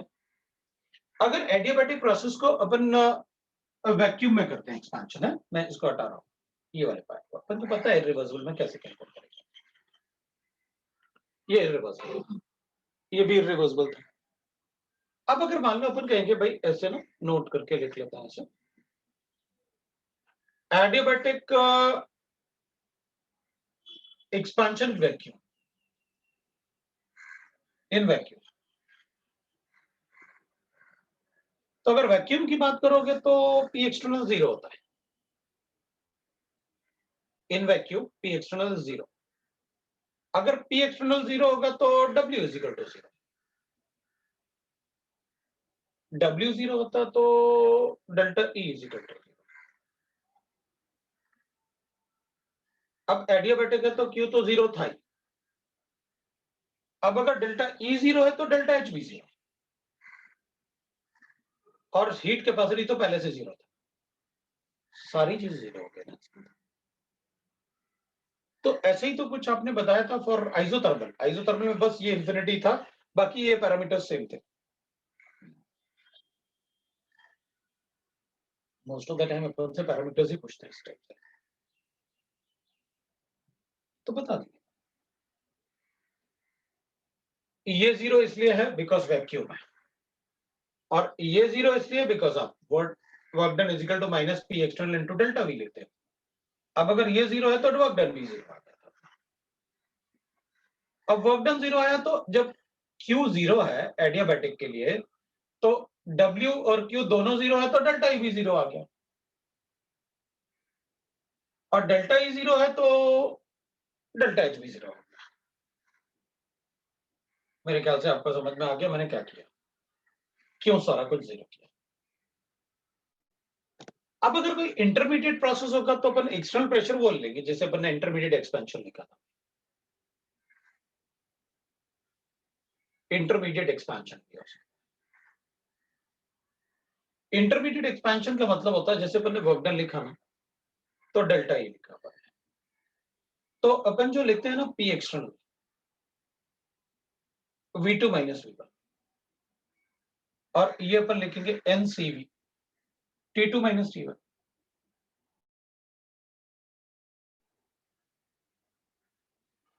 तो इसका मतलब मैं इसको ऐसे भी लिख सकता हूँ, V2 को माइनस P एक्सटर्नल, V2 को मैं लिख सकता हूँ NRT1 divided by P1, volume है ना, ये T2 होगा क्योंकि वो V2 है ना, तो अपन को T2 लिखना पड़ेगा, ये NRT1 अपॉन P1 हो जाएगा,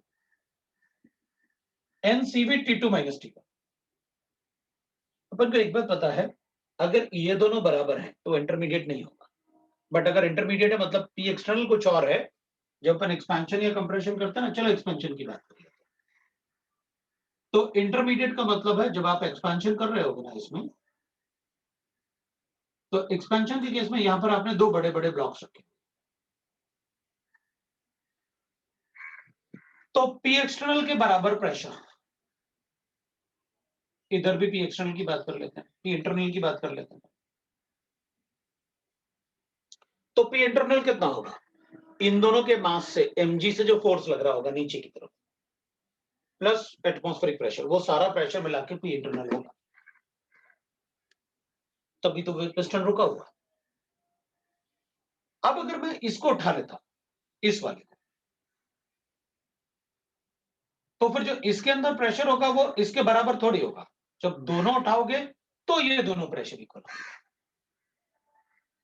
तो अगर एक ही उठाऊंगा तो एक्सपेंशन तो हुआ, लेकिन उसमें P एक्सटर्नल P2 के बराबर, मतलब जो इसको सिर्फ एक को हटाने से जो वॉल्यूम आएगा वो V2 रहेगा कैलकुलेशन, क्योंकि आपने सिर्फ उसी को हटा के ही वर्क डन किया ना।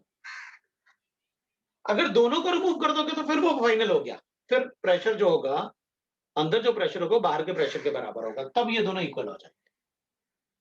तो ठीक है, बाकी तो अपन को पता है कैसे कैलकुलेट करना है। एन कैंसिल हो जाएगा दोनों तरफ, CV अपॉन आर को लिख लूंगा मैं 1 अपॉन गामा माइनस 1, वो अपन को पता है, R by CV is gamma minus 1, वो अपन को कैलकुलेट करते हैं अपन उससे, और इसी को अपन इंटरमीडिएट एक्सपेंशन बोलते हैं। अब कुछ क्वेश्चंस हो जाए, क्योंकि काफी कुछ अपन ने पढ़ लिया है, अब मैं थोड़ा सा ये टेस्ट कर लूं कि हाँ भाई ठीक है, थोड़ा न्यूमेरिकल सॉल्व कर लोगे, थोड़े कंसेप्चुअल क्वेश्चंस देख लेंगे कि भाई आपको कंसेप्ट कैसे समझ में आया, मैं वर्क डन पूछ लूंगा इस टाइप से, मतलब पैरामीटर्स पूछ लूंगा, किसमें नेगेटिव किसमें पॉजिटिव, लेकिन अपन सबका पता है कि भाई कॉमन सेंस है कि W क्या होगा, अगर एक्सपेंशन होगा तो W क्या लिखना है, ये तो फ्री एक्सपेंशन था इसलिए आप ऐसे बता रहे थे, वरना अपन को चीजों को पता है कैसे लिखा जाता है।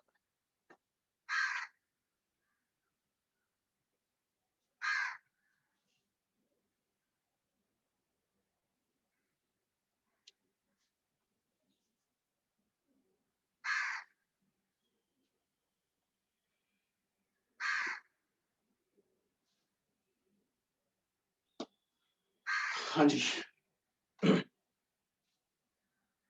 एक क्वेश्चन लिखिए, चलो देख लेते हैं ना, क्वेश्चन बोलता हूं मैं, तुम लोग क्वेश्चन लिखो। अच्छा, कुछ क्वेश्चंस ना एक्स्ट्रा क्वेश्चन में, कुछ शीट के अलावा भी ना छोटे छोटे, मतलब ऐसे ना सब्जेक्टिव टाइप के क्वेश्चन, लेकिन वो ज्यादातर मतलब अपन को काम आएंगे एडवांस वाले बच्चों के लिए, बाकी आप शीट से मतलब आप मेंस वाले हिसाब से आप अपने आप सॉल्व कर लें।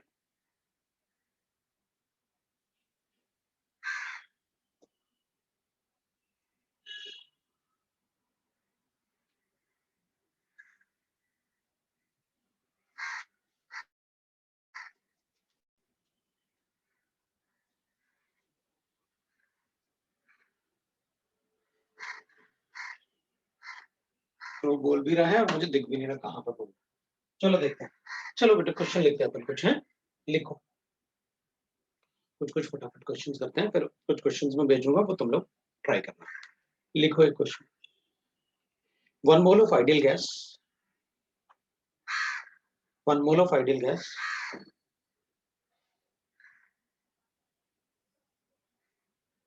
नहीं, रियल गैस में क्वेश्चंस नहीं आते, रियल गैस में थोड़ा बहुत आएगा वो मैं भेज दूंगा, आप चिंता मत करो, मैं वो कर देख लूंगा मैं क्या करना है। 1 mole of ideal gas expanded against constant external pressure, 1 mole of ideal gas expanded against constant external pressure of 1 atmosphere, constant external pressure of 1 atmosphere, so that volume changes from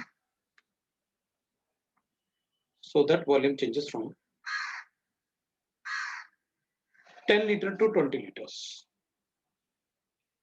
1 mole of ideal gas expanded against constant external pressure of 1 atmosphere, so that volume changes from 10 liter to 20 liters. Find the work done. Find the work done on the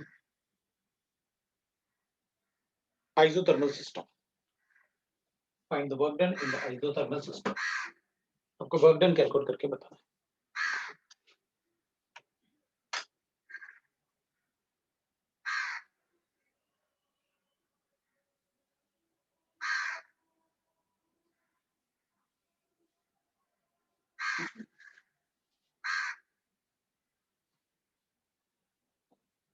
Volume changes from 10 to 20.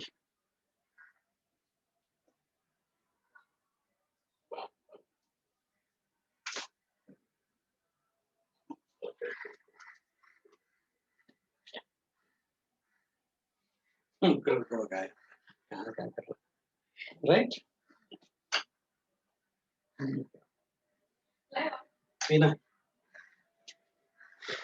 minus 10 joules. ठीक है.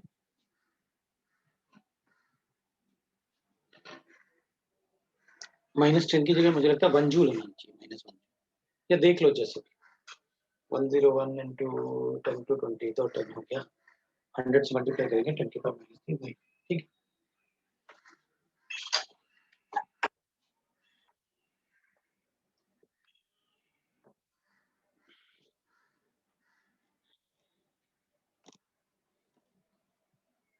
-10 मेरे ख्याल से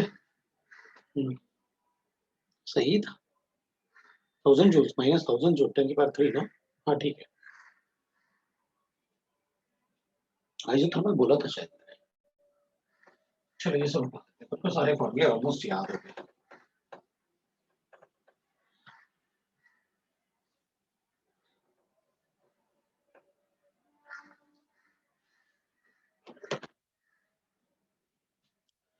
ten atmosphere litre. हाँ तो convert कर दो ना 101325 से मल्टीप्लाई करके जूल्स में. क्वेश्चन इजी था. इरिवर्सिबल प्रोसेस है क्योंकि वहां पर लिखा था constant external pressure. V2 - V1 है. ये 1 गिवन था. 20 - 10 हो गया. एटमॉस्फेयर लीटर हो गया. तो ये अपने पास आ गया -10 एटमॉस्फेयर लीटर. इसको मल्टीप्लाई कर देता हूँ -101 ना 325. 5 से मल्टीप्लाई कर लेते हैं. इसको 10 से मल्टीप्लाई किया तो ये अपने पास जूल्स हो जाएगा. तो भाई 10 से मल्टीप्लाई करते हैं तो ये आ गया अपने पास 1013.25 जूल्स. ये लो माइनस हो गया. 10 की पावर 3 बताएंगे 1000 जूल के आसपास. तो चलो दूसरा क्वेश्चन लिखो जल्दी. ठीक है ना. इसमें कुछ ऐसा था नहीं जो कैलकुलेट करने. दूसरा क्वेश्चन है मेरे पास 1 mole of ideal gas.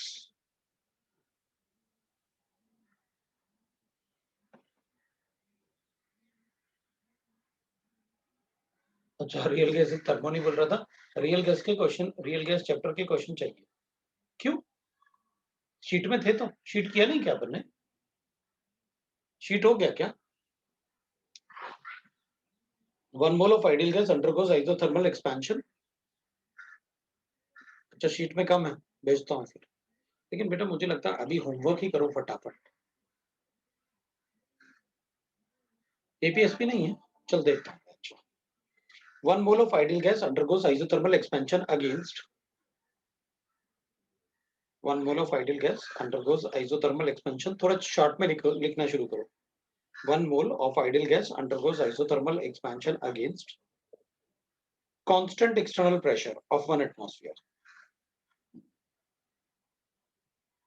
Constant external pressure of 1 atmosphere so that the pressure of gas changes from isothermal expansion against constant external pressure of 1 atmosphere so that the pressure of gas changes from 10 atmosphere to 1 atmosphere. So that the pressure of gas changes from 10 atmosphere to 1 atmosphere at 300 Kelvin. At 300 Kelvin. Find the work done. Find the work done. Find the work done. करो जरा जल्दी से. What will be the work done?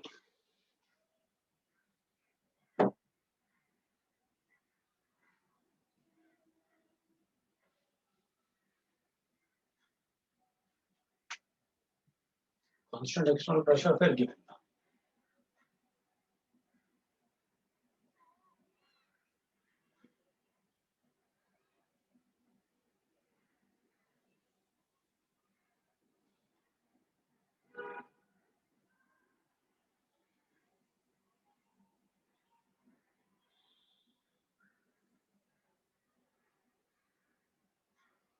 अपन इसको ऐसे लिख देंगे तो अपने को क्वेश्चन जल्दी से आ जाएगा. 10 to 1 एटमॉस्फेयर था. 10 एटमॉस्फेयर to 1 एटमॉस्फेयर.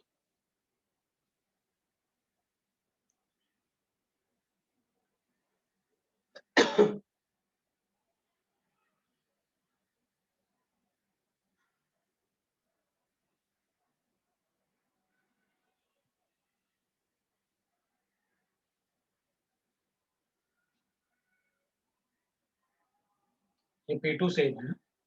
n को बाहर ले. ये external is equal to P2 multiply कर लो. P भी बाहर ले लो.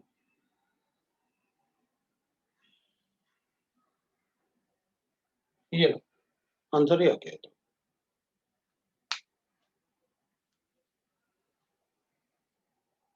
इनको एक्सपेंशन दिया हुआ था. हाँ एक्सपेंशन दिया था. इसका मतलब है कांस्टेंट एक्सटर्नल प्रेशर.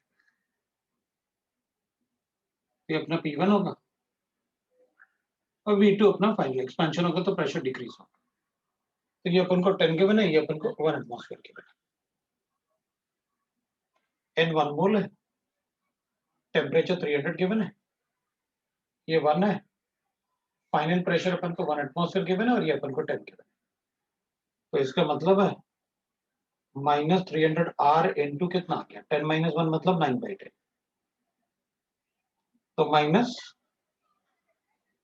एक 10 तो ना 30 इंटू 9 ना. तो 30 R इंटू 9 आ गया मेरा 27 ना. तो -27 R. R भी मल्टीप्लाई कर ही देंगे. तो R होगा तो ये तो एटमॉस्फेयर लीटर आएगा ना अपने पास.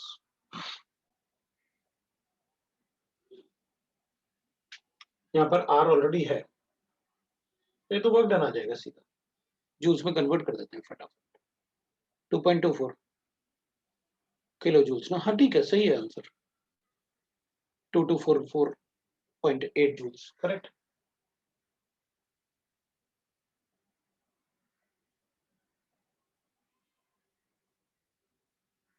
अच्छा आंसर.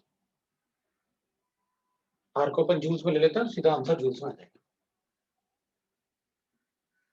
जूल्स में मतलब 8.31 लो भाई जूल्स आ गया. आंसर हो गया.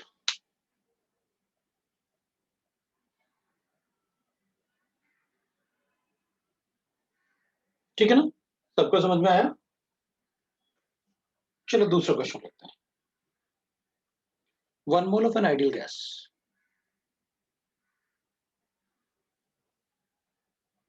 1 mole of ideal gas.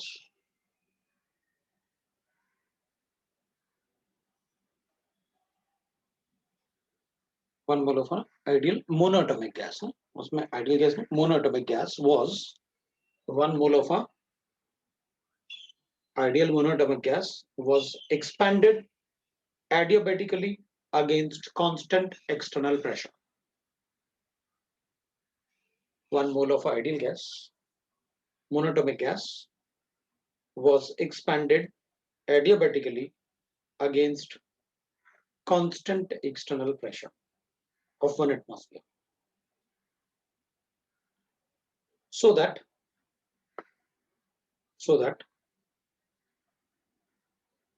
the pressure of gas changes. So that the pressure of gas changes.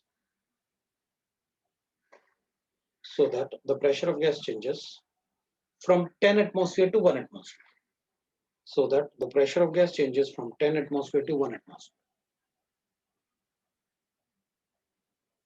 If initial temperature is 300 Kelvin, if initial temperature is 300 Kelvin,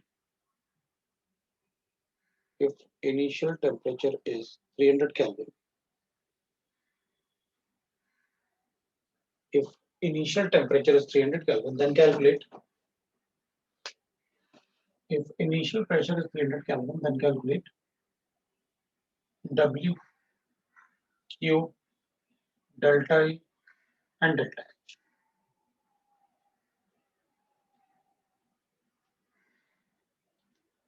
Then calculate W, Q, delta E, and delta H.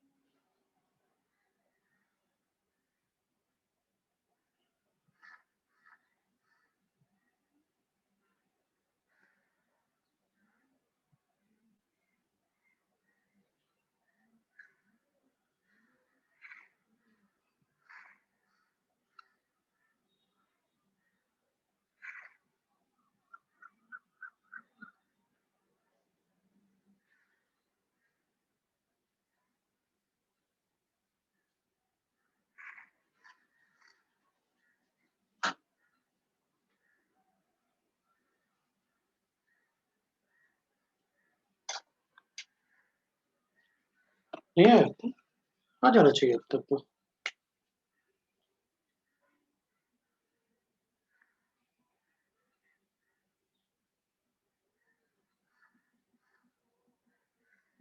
A2 dash ना, ठीक है, इसको अपन ऐसे भी लिख सकते हैं, T2 को अपन क्या लिख सकते हैं, दैट इज P2 V2 अपन,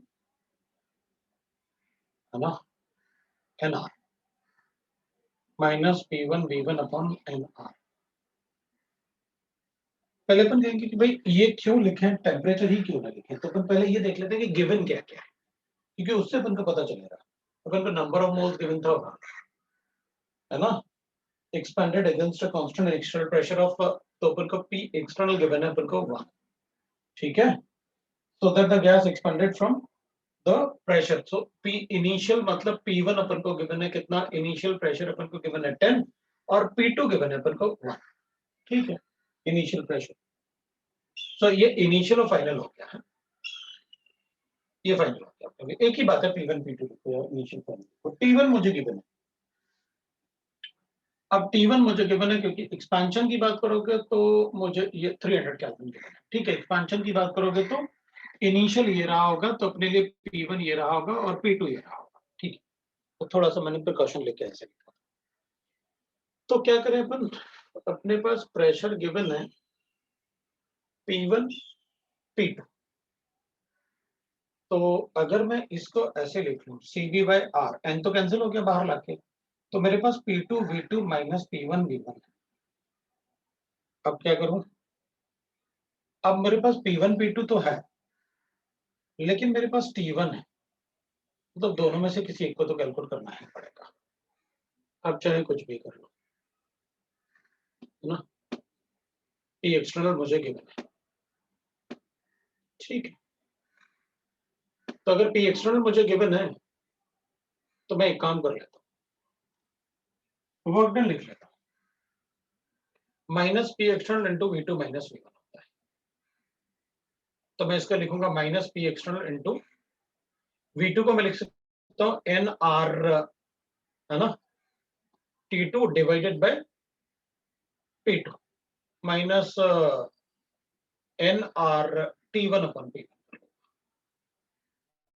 तो ये दोनों बराबर है, ये मुझे 1 गिवन है और ये भी मुझे 1 गिवन है, तो मैं इसको लिख लूंगा माइनस N, बाहर ले लेता हूँ, R भी बाहर ले लेता हूँ, और P external into P2, P external जो है वो P2 के बराबर है, तो ये दोनों अगर बराबर होंगे तो मल्टीप्लाई कर लेता हूँ अंदर, NR को बाहर ले जाता हूँ, तो ये तो कैंसिल हो गए, तो ये आएगा मेरे पास T2 माइनस, इधर मेरे पास आ जाएगा NR तो बाहर चला गया, ये होगा P2 मतलब P external is P2, P2 T1 divided by P1, ये आ जाएगा मेरे पास, मुझे P2 गिवन है, T1 given, P1 P2 given है, T1 गिवन है, NR में कैलकुलेट कर लूंगा, कोई प्रॉब्लम नहीं है, वो NR मुझे बताया जाए। अब अगर फिर भी मुझे T2 तो कैलकुलेट करना ही पड़ा, T2 तो कैलकुलेट करना ही पड़ेगा मुझे हर कीमत पे। अपने पास एक आंसर आया है 1350 जूल्स, एक्सपेंशन है तो नेगेटिव होगा,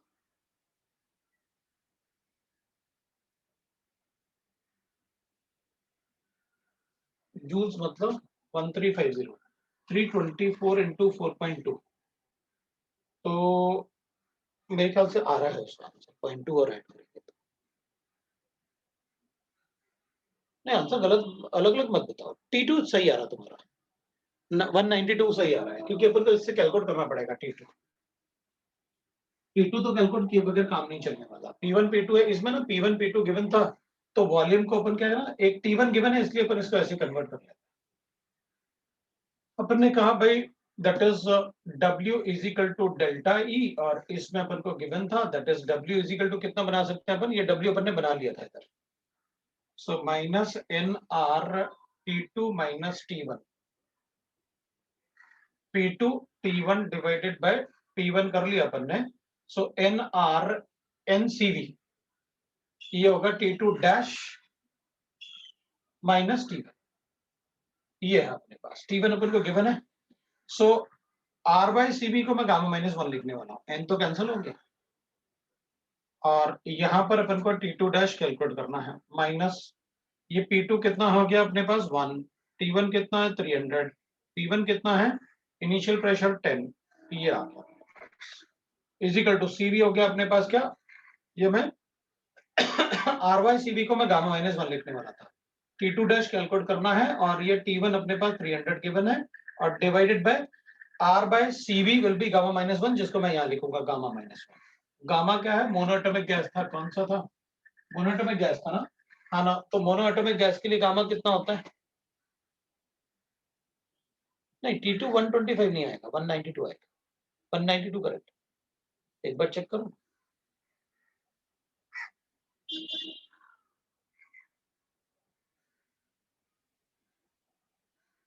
है ना। तो मोनोएटॉमिक गैस को अपन चेक कर लेते हैं।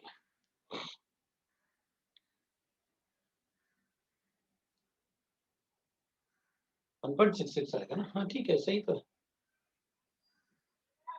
ठीक है ना। तो 1.66 माइनस 1 कर लेंगे अपन, करेंगे तो अपन कैलकुलेट कर लेंगे। अब इसको T2 कैलकुलेट कर लेते हैं भाई, इसमें अपन तो ये तो कैंसिल हो गया, तो अपने पास आया T2 डैश माइनस 330 आ जाएगा, और ये अपने पास आया T2 डैश माइनस ये कितना आ रहा है अपने पास 300, और डिवाइड बाय कर लेते हैं अपन ये 0.66 मल्टीप्लाई करके, तो T2 डैश में 0.66 से मल्टीप्लाई ही कर देते हैं अपन, है। सो 0.66 T2 डैश माइनस ये मल्टीप्लाई कर लेते हैं भाई, तो 18,190 ने इतना ऐसे ना, तो कितना आ रहा है 0.66 ना। भाई देख लेना गड़बड़ ना हो, मुझे नहीं लगता, है ना, सही आया मेरा। तो इधर आ जाएगा 0.96, तो इसको अच्छा एक जीरो भी है तो 19 आ जाएगा, ये आ गया मेरे पास, ठीक है। मैं कुछ गड़बड़ नहीं चाहता, बस T2 dash is equal to minus 300 आ जाएगा। अब T2 डैश क्या मतलब, इसको उधर ले जाते हैं, राइट ना। तो T2 डैश कैलकुलेट कर लेते हैं अपन भाई इससे, तो T2 डैश इधर इधर कोई प्रॉब्लम नहीं है अपन को, तो चलो इससे T2 डैश देखो कितना आया, इससे T2 डैश कैलकुलेट करो जरा।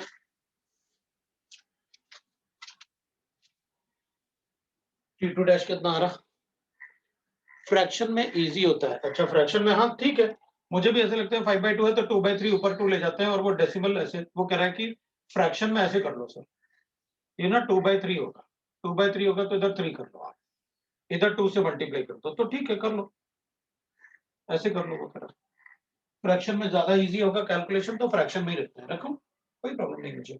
ये 2T2 डैश हो गया माइनस 60 हो गया is equal to 3T2 dash हो गया माइनस 3 ये 900 हो गया, ये लो भाई। तो क्या करें बताओ, सर उधर माइनस का साइन आएगा ना? कहाँ पर आ रहा है माइनस का साइन? वो एमआई के सामने माइनस का साइन। इधर? हाँ सर, माइनस आएगा। अच्छा, अरे यार कैलकुलेशन में अगर कोई थोड़ा भी इधर उधर होता है ना, सब गड़बड़ हो जाता है। तो +6। माइनस होगा तो +60 लिखना पड़ेगा, सही है। उधर लेके आते हैं, इसको उधर लेके जाते हैं, तो इसको इधर लेके आऊंगा तो 900 प्लस 60 इज इक्वल टू, उधर लेके गया तो 5T2 डैश, ले भाई 5T2 डैश, T2 डैश आ गया अपने पास, that will be equal to 900 divided by 5, 960, 900 960, ये लो। अब T2 कितना आ रहा है अपने पास?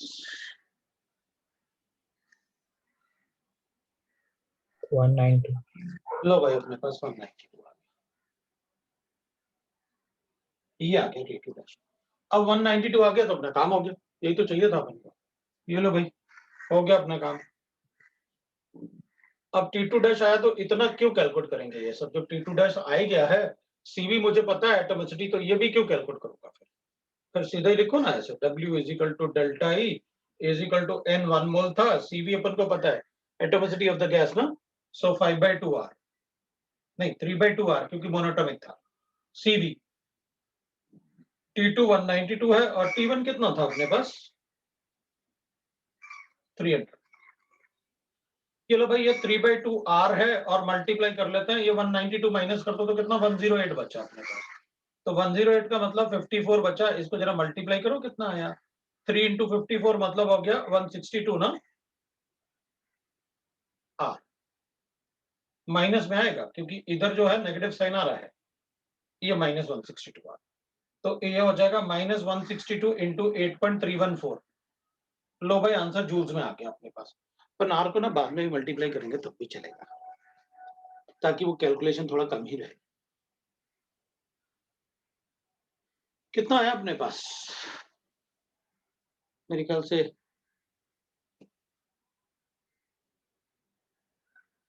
162 इंटू 8.314।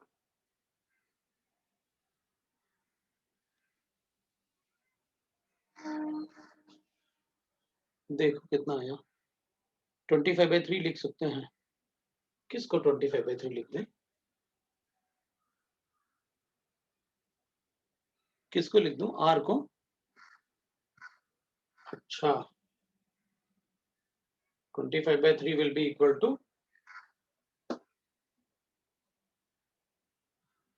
24 और पॉइंट 25/3 लिखेंगे तो और भी अच्छा रहेगा ना, थोड़ा कैलकुलेशन थोड़ा इजी लगेगा। चलेगा चलेगा, होगा ना, सही है, चलेगा, है ना, तो अपना आंसर आ जाएगा।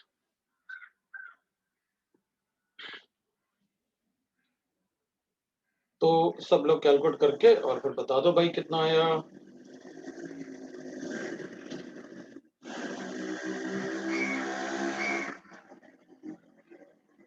सबका आंसर आ गया 1346.8 ना, -1346.8 मतलब 1350 के आसपास अपना आंसर आ गया। कभी कभी आंसर आर में भी गिवन हो जाता है, तो आप बता देना, कोई प्रॉब्लम नहीं। अब ये था अपने पास, मतलब एडियाबैटिक प्रोसेस में किस टाइप से कैलकुलेशंस होंगे ये अपन को पता चला। अब रिवर्सिबल प्रोसेस होता है तो बड़ा इजी होता है उसमें, तो क्योंकि रिवर्सिबल प्रोसेस में ज्यादा कुछ कैलकुलेशन होता ही नहीं, इसी में कैलकुलेशन थोड़ा होता है, क्योंकि अपन को T2 डैश कैलकुलेट करना होता है।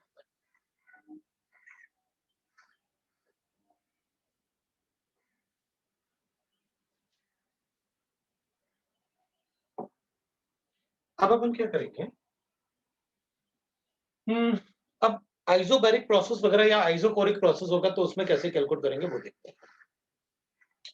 भाई मान लो अपने पास गिवन है थर्ड टाइप का process, that is called isobaric process. अब अपन कहेंगे भाई आइसोबैरिक प्रोसेस में ना प्रेशर कांस्टेंट होगा, तो रखो प्रेशर को कांस्टेंट, कोई प्रॉब्लम नहीं। अब प्रेशर कांस्टेंट होगा तो हमें क्या फर्क पड़ता है, अच्छी बात है, इररिवर्सिबल प्रोसेस से कैलकुलेशन करें तो V2 माइनस, तो ये इसका वर्क डन होता है। कांस्टेंट प्रेशर है तो ठीक है, if W is this, pressure constant है तो Q अगर कैलकुलेट करना है तो heat content at constant volume से बता दूंगा, बट आपको ऐसे कैलकुलेट करके बताना पड़ेगा डेल्टा। अच्छा, पिछले वाले क्वेश्चन में ना अपन ने W तो कैलकुलेट कर लिया था, and that is equal to delta I, minus कितना 1350 के आसपास आ रहा था अपना आंसर जूल्स है। अब डेल्टा H कितना होगा, तो अपन कहेंगे delta H gamma into delta E कर दो, वो तो अपन ने लिखा था, और Q 0, तो वो ये भी पूछे थे ना अपन ने उसमें पिछले वाले क्वेश्चन, तो अपन डेल्टा H और ऐसे कैलकुलेट करके बता देंगे। तो delta H will be equal to gamma कितना π/3 था, माइनस अपन लिख लेंगे कितना आ रहा था 162 R, तो वो R के टर्म में भी बता सकते हैं, जैसे भी होगा अपन बता देंगे, बिल्कुल ठीक है ना। वो मैं भूल गया उसको बताना, तो वो आपको पता है कैसे कैलकुलेट कर लेंगे, क्योंकि मैंने सारा कुछ बता रखा है आपको। मैं आइसोबैरिक और आइसोकोरिक प्रोसेस एक बार डिस्कस कर लेते हैं अपन, कि अगर आइसोबैरिक या आइसोकोरिक प्रोसेस होगा तो कैसे बताएंगे। तो आइसोकोरिक प्रोसेस मतलब कांस्टेंट प्रेशर की बात करते हैं, ये तो कांस्टेंट वॉल्यूम है, तो अपन कहेंगे कोई बात नहीं, कांस्टेंट प्रेशर पे हीट कंटेंट को अपन डेल्टा H बोलते हैं, और वो होगा NCP डेल्टा T। अगर मैं डेल्टा H कैलकुलेट कर सकता हूं तो डेल्टा E भी बता सकता हूं किसी भी इक्वेशन, हीट कंटेंट। सो कांस्टेंट प्रेशर पे अपन ऐसे कैलकुलेशंस कर सकते हैं, क्योंकि ग्राफ जो होगा ना कांस्टेंट प्रेशर पे वो ऐसे होगा, वर्क डन अपन कैलकुलेट करेंगे ना, पीवी ग्राफ बनाएंगे अपन। तो कांस्टेंट प्रेशर का मतलब है कि चलो भाई एक कांस्टेंट प्रेशर आप दोगे, अगर एक्सपेंशन की बात करोगे तो ऑब्वियस सी बात है V1 मुझे वॉल्यूम गिवन होगा और V2 मुझे वॉल्यूम गिवन होगा। तो ऑब्वियस सी बात है मैं तो ये वर्क डन जो होगा आइसोबैरिक प्रोसेस में, आइसोबैरिक में, तो work done in isobaric process will be this at a constant pressure. आपको बस बताना पड़ेगा अगर एक्सपेंशन है तो V2 माइनस V1 होगा, वर्क डन नेगेटिव आएगा, और अगर कंप्रेशन होगा तो V1 ये हो जाएगा, V2 ये हो जाएगा, पर V2 छोटा हो जाएगा V1 से, तो वर्क डन पॉजिटिव आएगा। तो डेल्टा E डेल्टा H जो भी आप पूछोगे वो मैं बता दूंगा, वर्क डन अपन ऐसे कैलकुलेट कर लेंगे और डेल्टा E अपन कैलकुलेट कर सकते हैं, क्योंकि यहाँ पर तो कांस्टेंट प्रेशर पे अपन ऐसे कैलकुलेशन करेंगे। अब अगर मान लो मैंने आपसे कहा कि भाई नहीं मेरे पास दूसरा प्रोसेस जिसमें आपने आइसोकोरिक प्रोसेस का, आइसोकोरिक प्रोसेस का मतलब होता है वॉल्यूम कांस्टेंट है, V इज कांस्टेंट। अब V अगर कांस्टेंट होगा तो W में P external into delta V, आपने कहा डेल्टा V तो जीरो है, अगर वॉल्यूम कांस्टेंट है तो वर्क डन जीरो हो जाएगा, delta V is equal to zero, ये वर्क डन था तो delta V is equal to zero, constant volume पे तो वर्क डन जीरो हो जाएगा। और डेल्टा E, तो डेल्टा E कैलकुलेट करूंगा ना, CV डेल्टा T, और डेल्टा H हाँ तो वो भी कैलकुलेट करूंगा, CV को CP के फॉर्म में ले लूंगा, अपन को पता है ना CP minus CV is equal to R, तो इधर CV की जगह क्या ले लूंगा मैं, CP प्लस R लिख के डेल्टा H बता दूंगा, डेल्टा T कर दो। तो अल्टीमेटली इसमें मतलब अब कांस्टेंट वॉल्यूम में वर्क डन क्यों जीरो है, बिकॉज वी नो दैट ना, ग्राफिकली भी अपन को पता है कैसे लिखना होता है, वॉल्यूम इज कांस्टेंट, हाँ तो वॉल्यूम में चेंज आया ही नहीं, अब प्रेशर कोई चेंज, कांस्टेंट प्रेशर रखो आप, तो वॉल्यूम में जब चेंज नहीं आया तो वर्क डन हुआ ही नहीं ना। फिर तो किसी भी प्रोसेस में अगर वॉल्यूम कांस्टेंट है, ये अपने पास प्रेशर P1 था और ये प्रेशर P2 था, तो जब डेल्टा V जीरो है तो फिर वॉल्यूम में चेंज आया नहीं तो फिर बता देंगे वर्क डन जीरो है, तो ये आइसोकोरिक प्रोसेस हो जाएंगे। तो that type of process we can write, ठीक है ना, आइसोकोरिक प्रोसेस वगैरह अपन ऐसे बता सकते हैं, वो अपन को पता है। अब दूसरा अपन एक काम करता है कि अब ये isothermal process, isobaric process, isochoric process, adiabatic process, अपन ने सारे ही प्रोसेस देख लिए, यही आपका फर्स्ट लॉ ऑफ थर्मोडायनेमिक्स होता है मोस्टली। अब जनरली होता क्या है थर्मोडायनेमिक्स में कि, और फिजिक्स में थोड़ा सा आपको बताएंगे, फिजिक्स में डिफरेंट टाइप के एरिया भी कैलकुलेट करके बताएंगे कि भाई, या केमिस्ट्री में भी वो कुछ क्वेश्चंस बना सकते हैं कि भाई ठीक है, अपने पास एक क्वेश्चन है कि मेरे पास ऐसे पीवी वर्क डन ऐसे गिवन है, पीवी डायग्राम गिवन, अभी पीवी डायग्राम ऐसे बना दिया और अपन से पूछा बताओ इसमें वर्क डन क्या होगा, तो अगर अपन को इस प्रेशर पे बोला ऐसे बताएंगे कि एक्सपेंशन है, अगर एक्सपेंशन बोलोगे तो मैं ऐसे वॉल्यूम बता दूंगा, ये वॉल्यूम है V1 V2 और ये प्रेशर हो गया P1 P2, कुछ ऐसे गिवन होगा, तो अपन कहेंगे ठीक है अगर एक्सपेंशन है तब तो ये क्लॉकवाइज अगर ऐसे होता है ना, अपन को गिवन है ना क्लॉकवाइज, क्लॉकवाइज हमेशा एक्सपेंशन होता है, work is always expansion, expansion, और एक्सपेंशन वर्क होगा तो W हमेशा नेगेटिव होगा एक्सपेंशन वर्क, तो एंटी क्लॉकवाइज ऑब्वियस सी बात है, इसका उल्टा बता दूं, एंटी क्लॉकवाइज वर्क हमेशा पॉजिटिव होगा। अब ये भी ध्यान रखना कि आइसोथर्मल पूछा या एडियाबैटिक पूछा, अगर आइसोथर्मल होगा तो अपन को पता है कि Q0 लिखना है या डेल्टा E0 लिखना है, वो तो डिपेंड करेगा आप कौन से प्रोसेस की बात कर रहे हो। लेकिन अगर अपन कहेंगे नहीं नहीं मुझे तो इसमें एरिया कैलकुलेट करना है, तो अपन कहेंगे ठीक है, अगर आपको वर्क डन कैलकुलेट करना है इसके अंदर तो अपन कहेंगे एरिया कैलकुलेट कर लो इसका, एरिया कैसे कैलकुलेट करेंगे तो अपन कहेंगे work done will be equal to, अगर numerically work done magnitude calculate करना है अपन को तो अपन कहेंगे देखो भाई वर्क डन सिंस एक्सपेंशन अगर है क्लॉकवाइज ऐसे बना रखा है तो एक्सपेंशन के लिए वर्क डन नेगेटिव होगा, तो मैंने माइनस पाई R स्क्वायर कर दूं, पाई आर स्क्वायर कैसे करेंगे अपन, तो अपन कहेंगे area of the circle calculate कर लिया,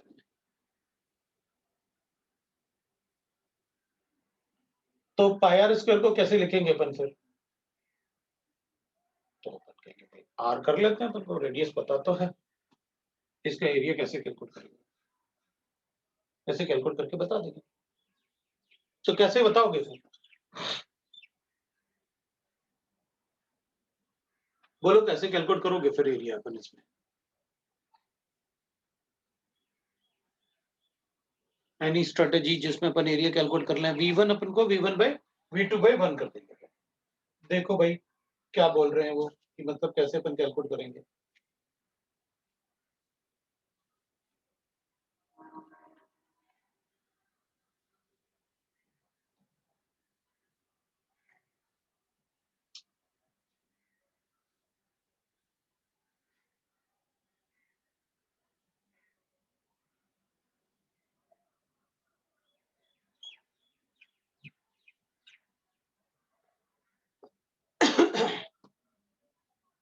चलेगा, चलेगा, चलो देख लेते हैं ना, तो ऐसे कर देंगे। वो बता रहे हैं कि आप सर ऐसे कर दो, माइनस पाई लिख लो और रेडियस को आप ऐसे कर दो, ये V2 माइनस V1 कर लो।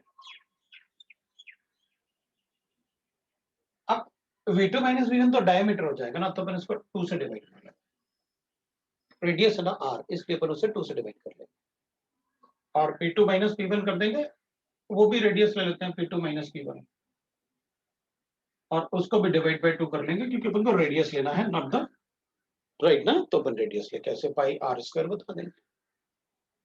तो इस टाइप से अगर कोई कैलकुलेशन, इस टाइप से अगर कोई ट्रेपेजियम का एरिया हो गया, क्वाड्रिलेटरल का एरिया हो गया, इस टाइप से अगर कोई क्वेश्चन फ्रेम करता है, तो you know that how to calculate the anti clockwise में कंप्रेशन अज्यूम करते हैं। दैट वाज द रीजन कि अपन उसमें वर्क डन को पॉजिटिव,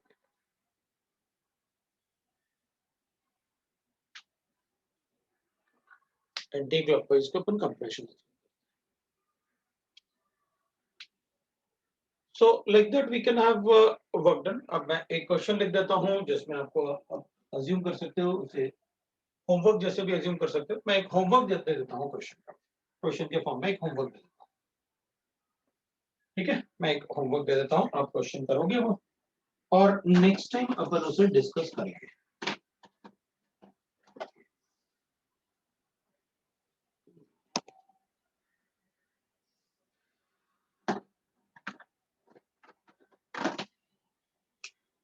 चलो एक क्वेश्चन लिखता हूं मैं आपको एक क्वेश्चन दे रहा हूं, आप मतलब हाँ, मतलब यहाँ पर वर्क डन जो आएगा वो मतलब इसमें अगर एक्सपेंशन है तो वर्क डन हमेशा नेगेटिव होगा, और कंप्रेशन है तो वर्क डन हमेशा पॉजिटिव।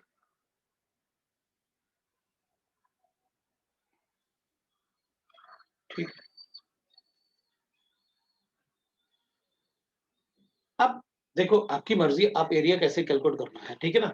अब अपन कहेंगे अच्छा सर जितना वॉल्यूम चेंज हो रहा है उतना ही तो सर्किल है ना, प्रेशर चेंज हो रहा है, तो volume V2 minus V1 divided by 2 का स्क्वायर कर सकते हैं। आपकी मर्जी, करो ना, मैथ्स कौन कह रहा है तुमसे कि मत यूज करो, मैंने तो आपको बताया बस कि ऐसे करना, यूज करो ना। आप तो उसको एरिया कैलकुलेट करना है, मैंने कहा था ना कि आप कुछ भी जो मर्जी चाहे लिखो। तो यहाँ पर वर्क डन क्या आएगा, अगर एक्सपेंशन है तो नेगेटिव आएगा, और अगर कंप्रेशन है तो पॉजिटिव आएगा। चलो एक क्वेश्चन लिख लेते हैं। 1 mole of monatomic gas, for 1 mole of monatomic gas, CV मुझे गिवन है 3/2, नहीं भी देते तब भी अपन को पता है, आपने एटोमिसिटी तो लिखा ही है। मुझे गिवन है गैस को मैं स्टेज 1 से स्टेज बी पे ए से बी पे लेके जाऊंगा, बी से सी पे, और सी से डी पे, ये 3 स्टेज में मैंने प्रोसेस को किया A to D।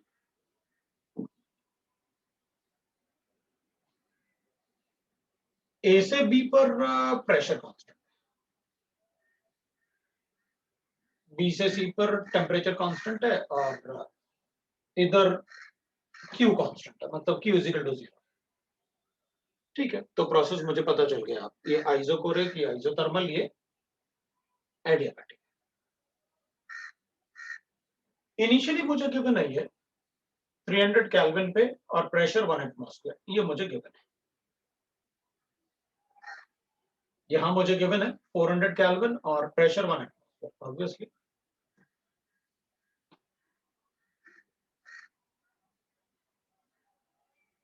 यहां पर मुझे गिवन है वॉल्यूम इज, जो यहां पर वॉल्यूम था ना वीबी था, तो यहां पर वॉल्यूम ट्वाइस ऑफ वीबी हो गया, वॉल्यूम डबल हो गया। और टेम्परेचर मुझे 400 केल्विन, वो तो पता है। और इस केस में अपन को गिवन है दैट इज, अगर इसका वॉल्यूम वीबी है तो वो वॉल्यूम अपन को गिवन है।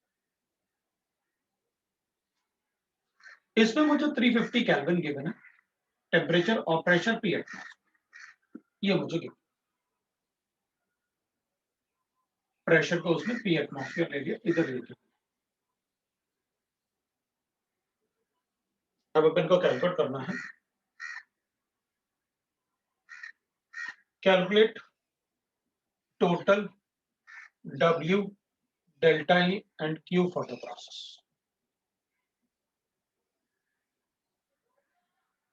A to B, ये कैलकुलेट करके बता कंप्लीट प्रोसेस के लिए।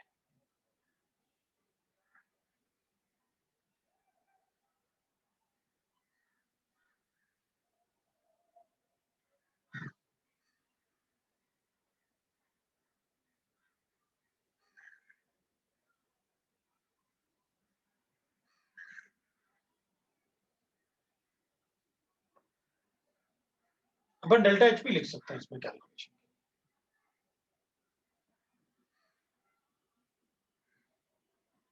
अब आराम से इस क्वेश्चन को करना।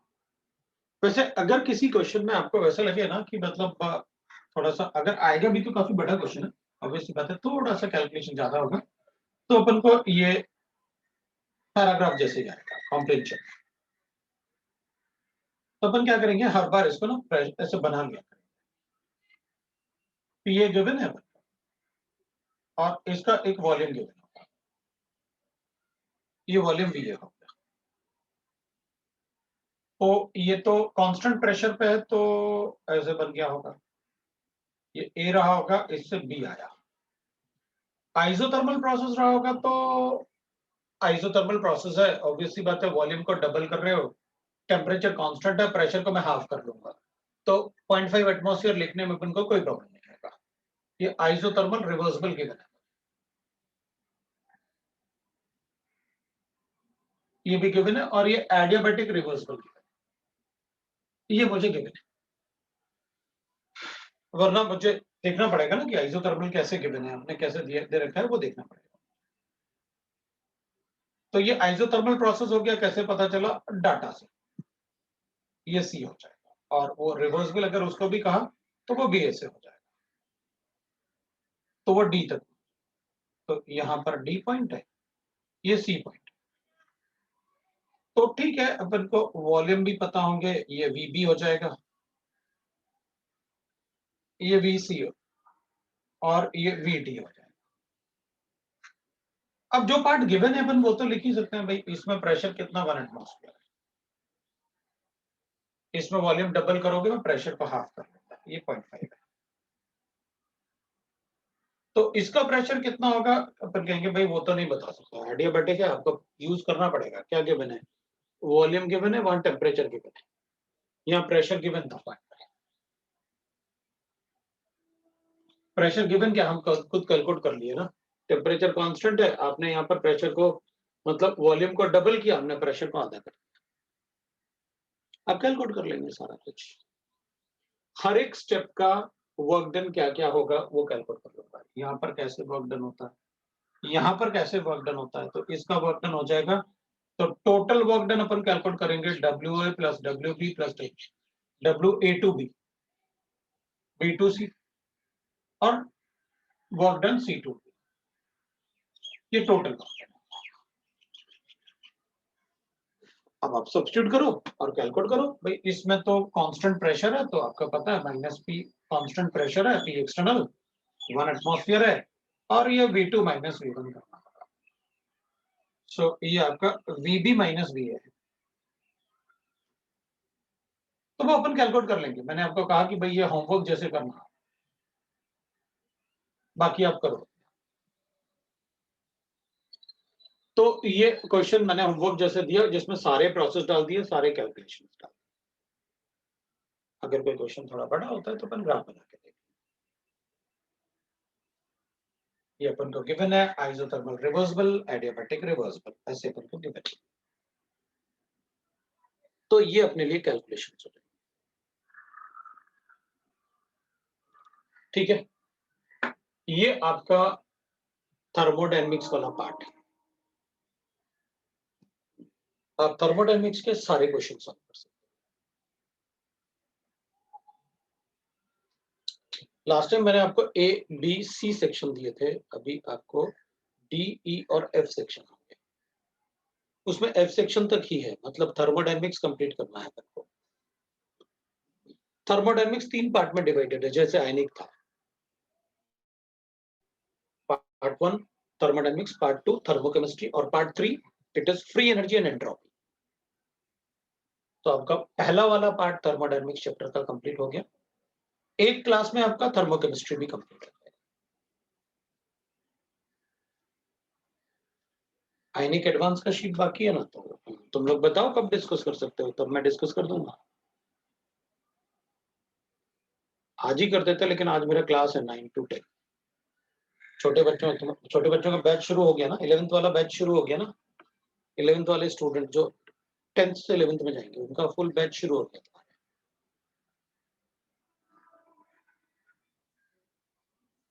मेरे ख्याल से देयर इज सेक्शन H ना, तो सारा ही करना है अपन को, एक्सरसाइज 1। एलिमेंट्री बच्चा है, हाँ एलिमेंट्री बचा भी है और बच्चा भी, ठीक है ना। तो अपन उसको डिस्कस जल्दी कर लेंगे। अब तुम लोगों के टेस्ट भी चलते हैं, समझ में ही नहीं आता किसके टेस्ट चल रहे हैं किसके नहीं चल रहे हैं।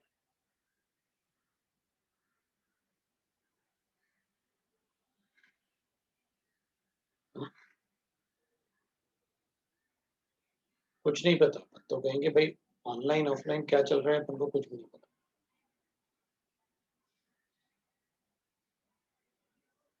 तुम्हारा क्लास लगा दूंगा तो चाहते ही तुम्हारा क्लास लगे, लेकिन तुम लोग मतलब उतना वो नहीं करते ना। मतलब शाम को तुम लोग, मुझे लगता है कि भाई कभी तुम्हारा कोई बोलेगा सर थक गए हैं, फिजिक्स का क्लास हो गया, फिर इस टाइप से हो जाता।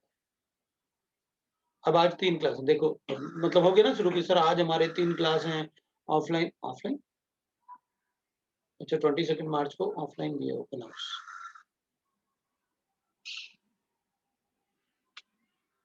पता नहीं ऑनलाइन और ऑफलाइन का, मुझे लगता है कि दोनों ही होंगे। और अगर ऑफलाइन हो गया तो देखिए, है ना, तो पूछ लेना मतलब उसको क्या करना है।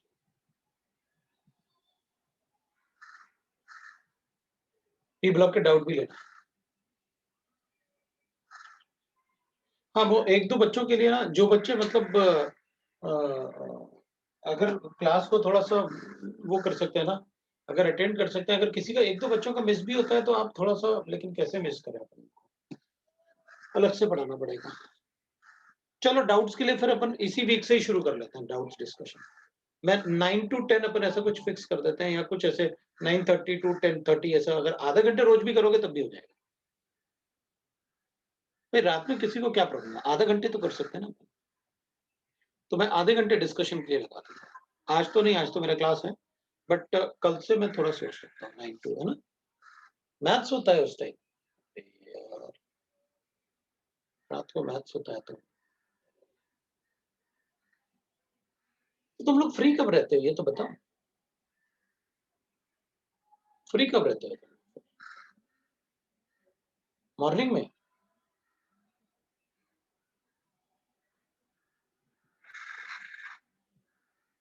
कोई कह रहा दिन में, कोई कह रहा मॉर्निंग में, कोई कह रहा इवनिंग में। मजे करो। तो फिर डाउट के लिए मॉर्निंग इवनिंग टाइम ऐसे कुछ फिक्स करता हूँ। रुको, एक ही डाउट को 2 बार लगाते हैं। जो सुबह आ सकते हैं वो सुबह, जो शाम को आ सकते हैं वो शाम को। That will be better. कुछ बच्चे ऐसे हैं जो सुबह लेते हैं, कुछ बच्चे ऐसे हैं जो शाम को कर सकते हैं। तो मैं 2 बार लगाता हूँ और दोनों टाइम एक ही टाइप का डाउट डिस्कस करूँ। नहीं, एक बनाऊँगा तो फिर वो कहेंगे सर मेरी क्लास है, ये क्लास है। अपन तो मॉर्निंग इवनिंग कर लेते हैं, ऐसे कर लेते हैं और फिक्स होगा वो डाउट कि इतने बजे डाउट क्लास है, तो ये मॉर्निंग वाला स्लॉट है, ये इवनिंग वाला स्लॉट है। और अगर रात को रखना है तो अपन रात को भी रख लेंगे। हाँ, एक बच्चा दोनों में आ सकता है, क्या प्रॉब्लम है? वो तो ओपन डिस्कशन है, उसकी मर्ज़ी, वो जब चाहे तब आए। है ना? 8:30 टू 9:30 मॉर्निंग में, मॉर्निंग या इवनिंग?